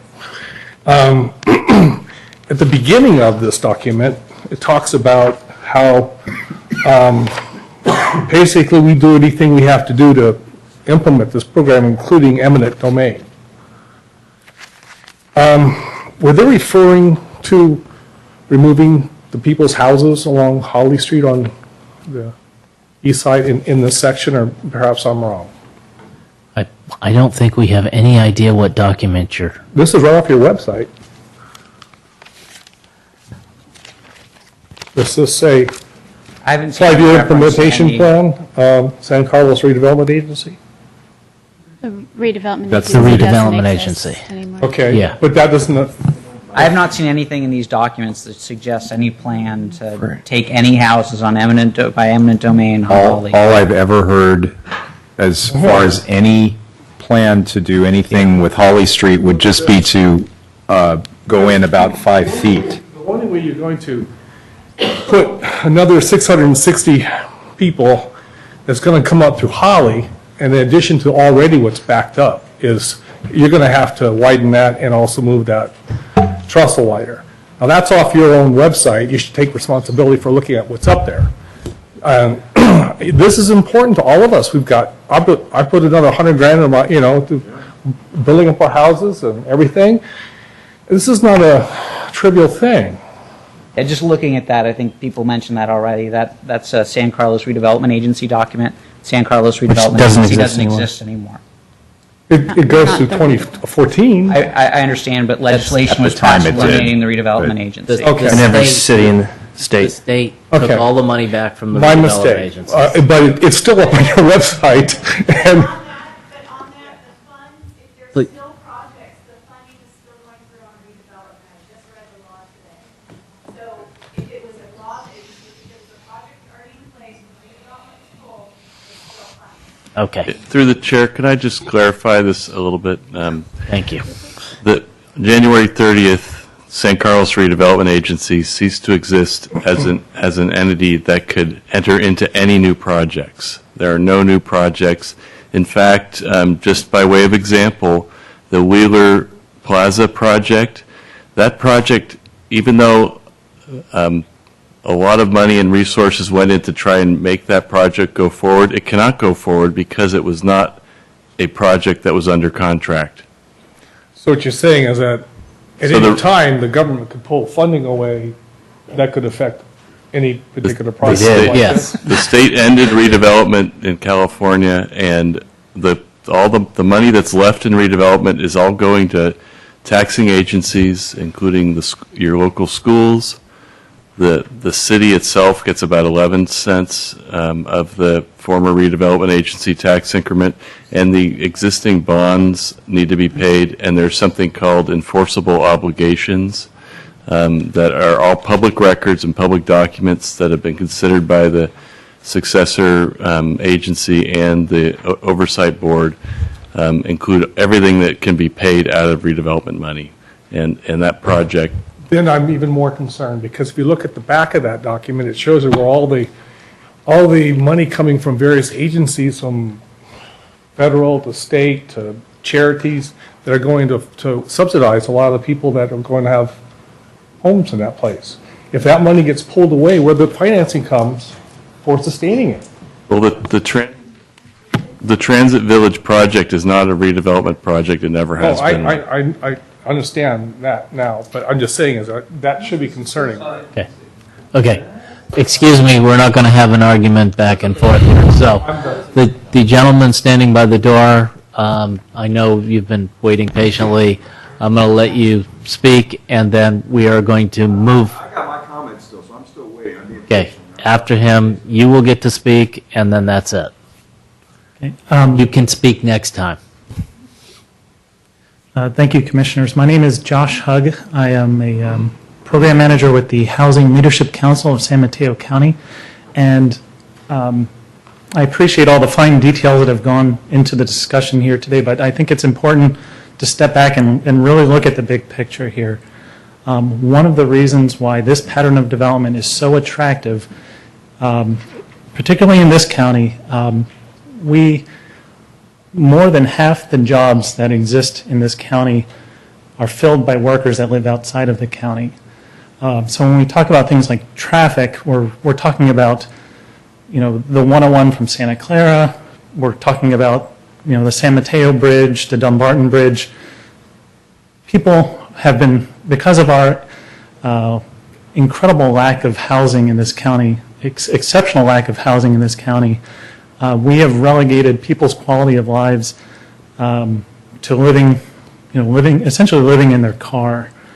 And I think that's important to keep in mind when we're considering projects like this that'll bring those same workers, who contribute to our local economy, to also participate in the community itself, not go home at 5 o'clock, or on the weekends and spend their money in the East Bay. They'll be here on the weekends, and they'll be contributing to our local economies as well. In that regard, there were some comments regarding the impacts on businesses. Employees employees have to take transportation costs into account as well if they're going to consider working in this area. When you look at a typical retail or restaurant worker, they are at the lowest rungs of the affordability scale. It's already hard enough to afford an apartment, which, by the way, is at an all-time high of $2,200 a month on average. It's gone up by over 25% in the last year. It's at a certain point they just say enough's enough, and I'm not going to live here. So we need to have these opportunities. We need to provide alternatives that allow these workers, your kids, your grandparents, to continue to live here and not be so reliant on cars. Provide alternatives. Some people just physically cannot drive a car anymore. They need an alternative, and that alternative is that much more attractive when they can live near those major transit nodes, of which El Camino is a major corridor. So it's important to keep all this in mind when you're deliberating this project, how this has much more far-reaching implications. Thank Can I you. ask you a question? Sure. I don't know if you had a chance to look at some of the rents that they were proposing to charge, the market rate rents. I mean, do you think that those are affordable rents for folks who are working service level jobs? We feel that housing needs to be made available to all affordability levels. We have, in 2010, we endorsed this project. This was prior to certain legislation going away that precluded the city from enforcing the ability to include affordable housing in there. I believe there were something like 42 units that were supposed to be in there. They're still critical. If there's any way to keep those there, that'll make this project even that much more important. It's amazing in this county. The median income for a family of four is $100,000. Low income here is $80,000. A lot of people, average non-high tech. I came here as a high tech employee back in the late 90s. I was points on my mortgage. All my closing costs were paid for. I was guaranteed a house here. That made it that much more difficult for everyone else who was here to afford a house and relegated them to these long commutes. So we definitely need to make sure that everybody who works here, who grew up here, has an opportunity to live here as well. Thank you. Thank you. Thank you. So I'm going to read an email because HSR was brought into the conversation even though it wasn't supposed to be, so since that's the case, this is an email from John Litzinger, an HSR consultant that we uncovered during our Freedom of Information Act, and that doesn't begin to include a lot more that we have. But I'll just quote John Litzinger to Brian Fitzpatrick. Our HST, HST means high-speed train, approach is to hold the Exist West ROW, which is right-of-way, line to protect the SCTV, San Carlos Transit Village, and go east over Old County Road. That's eminent domain, okay? There's no other way of looking at it. These projects are inextricable. This relates to traffic because Old County Road is our thoroughfare. And they have an email, a smoking gun email, which talks about their plan is to go over Old County Road and that San Carlos Transit Village is more important than us and that they will take that road. Now they're giving us assurances, no, they're not going to take Old County Road because we control that land. But Old County Road, isn't that a public road? I mean, how would Samtrans be able to control Old County Road? You own Old County Road? Exactly. So their plan is to take Old County Road. Now there's so many more things in this. What's really amazing about this approach is that the city of San Carlos, the same guys that negotiate a 65-foot in and out sign when there's none within hundreds of miles of here, these guys have basically decided that it's important to divide the EIR process between entitlements and the EIR. So we're going to trust you guys. Go ahead and pass the EIR, and then later, because we trust everyone so much, we think we're going to get a good deal on the height of it and everything else.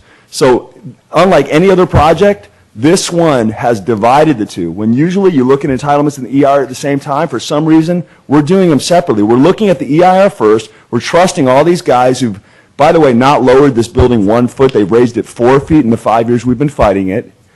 Because we know that when the entitlements get discussed, we're going to get a lot of what we want. So I'm going to leave it at that. And one last thing I do want to mention, and we're very aware of this. One of our staff members has been forwarding our internal email communications from GESC onto a number of organizations, developers, Samtrans, etc. We've now uncovered these emails, and I'm not going to mention names, but these emails that are being sent on as FYIs. Now, there's something that's called moral fraud, and that's when a member of your basically a tax fund paid employee is, with our taxes, deciding to basically play sides. We're not going to have anybody playing sides, and we're really serious about this. So we want that type of thing to stop. We don't need any. We don't need to give these guys any extra help, and we will uncover that in the coming meetings. Thank you.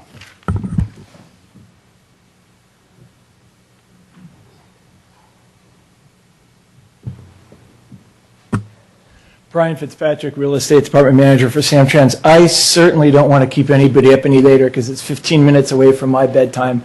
But I did want to respond to something that Mr. Fuller had said, just because I think it's important. You know, I'd like to let you know that the smoking gun email wasn't a smoking gun email. The email was written in January 2010, as I recall. And the email basically was the start of a process. We got that email from High Speed Rail. I personally at Samtrans called High Speed Rail up and said, that's not what we intend to do here. What we intend to do here is we intend to make something that works with everything, and we need to study it to make sure that what you're saying isn't the case. That led to a holy ton of work that the High Speed Rail team did. And mind you now that Caltrain is not affiliated with High Speed Rail, but we asked them on behalf of Caltrain to look into this issue. That came up with a study that basically said that impacts to Old County Road can be eliminated or greatly reduced, and it led to what the city calls alternative overhead number 4. So what happened was High Speed Rail brought that alternative to the city. The city grabbed that alternative, said, we like this alternative, advocated that high-speed rail, if and when the high-speed rail project comes back, look into alternative overhead track design 4 as the primary solution if 4 tracks need to go through San Carlos, because the city feels that that will eliminate impacts to Old County Road. So the quote-unquote smoking gun Mr. Fuller refers to, respectfully, was the beginning of a conversation, not the end of a conversation. I would also like to let you know that in developing that, what was determined was that the critical thing that dictated east-west alignment of high-speed rail isn't the transit village, it's the historical station building, which we all know, love, and don't want to move, and also are concerned that if it is moved, it may never be able to be replicated to what it is. So I think those are two critical facts, and that there was a lot of work that was done to make sure that those things weren't going to happen. Mr. Fitzpatrick, I'm about to make a motion to continue this hearing to another day. Yep. I have a question for you. Are you going to be coming back for the next hearing? Do you know? Yes, sir. Okay, well, then I'll ask it then. I'm going to make a motion to continue this hearing to October the 15th, 2012 at 7 p.m. Is that right? All right, well, then that's my motion. Second. All those in favor? Aye. We still have have Not done. a couple of minutes. Oh, my goodness. Are there any reports on recent city council actions? We haven't got through last half. Can we table that stuff? Can I make a Can we- motion to can- table that stuff to October 15th? Can we do them on October 15th? Is there anything urgent enough that we need to? Okay. Big mess. So, planning commission comments, reports? None? Move that we Correspondence? adjourn. Planning staff? Okay. Meeting adjourned. Get past traffic.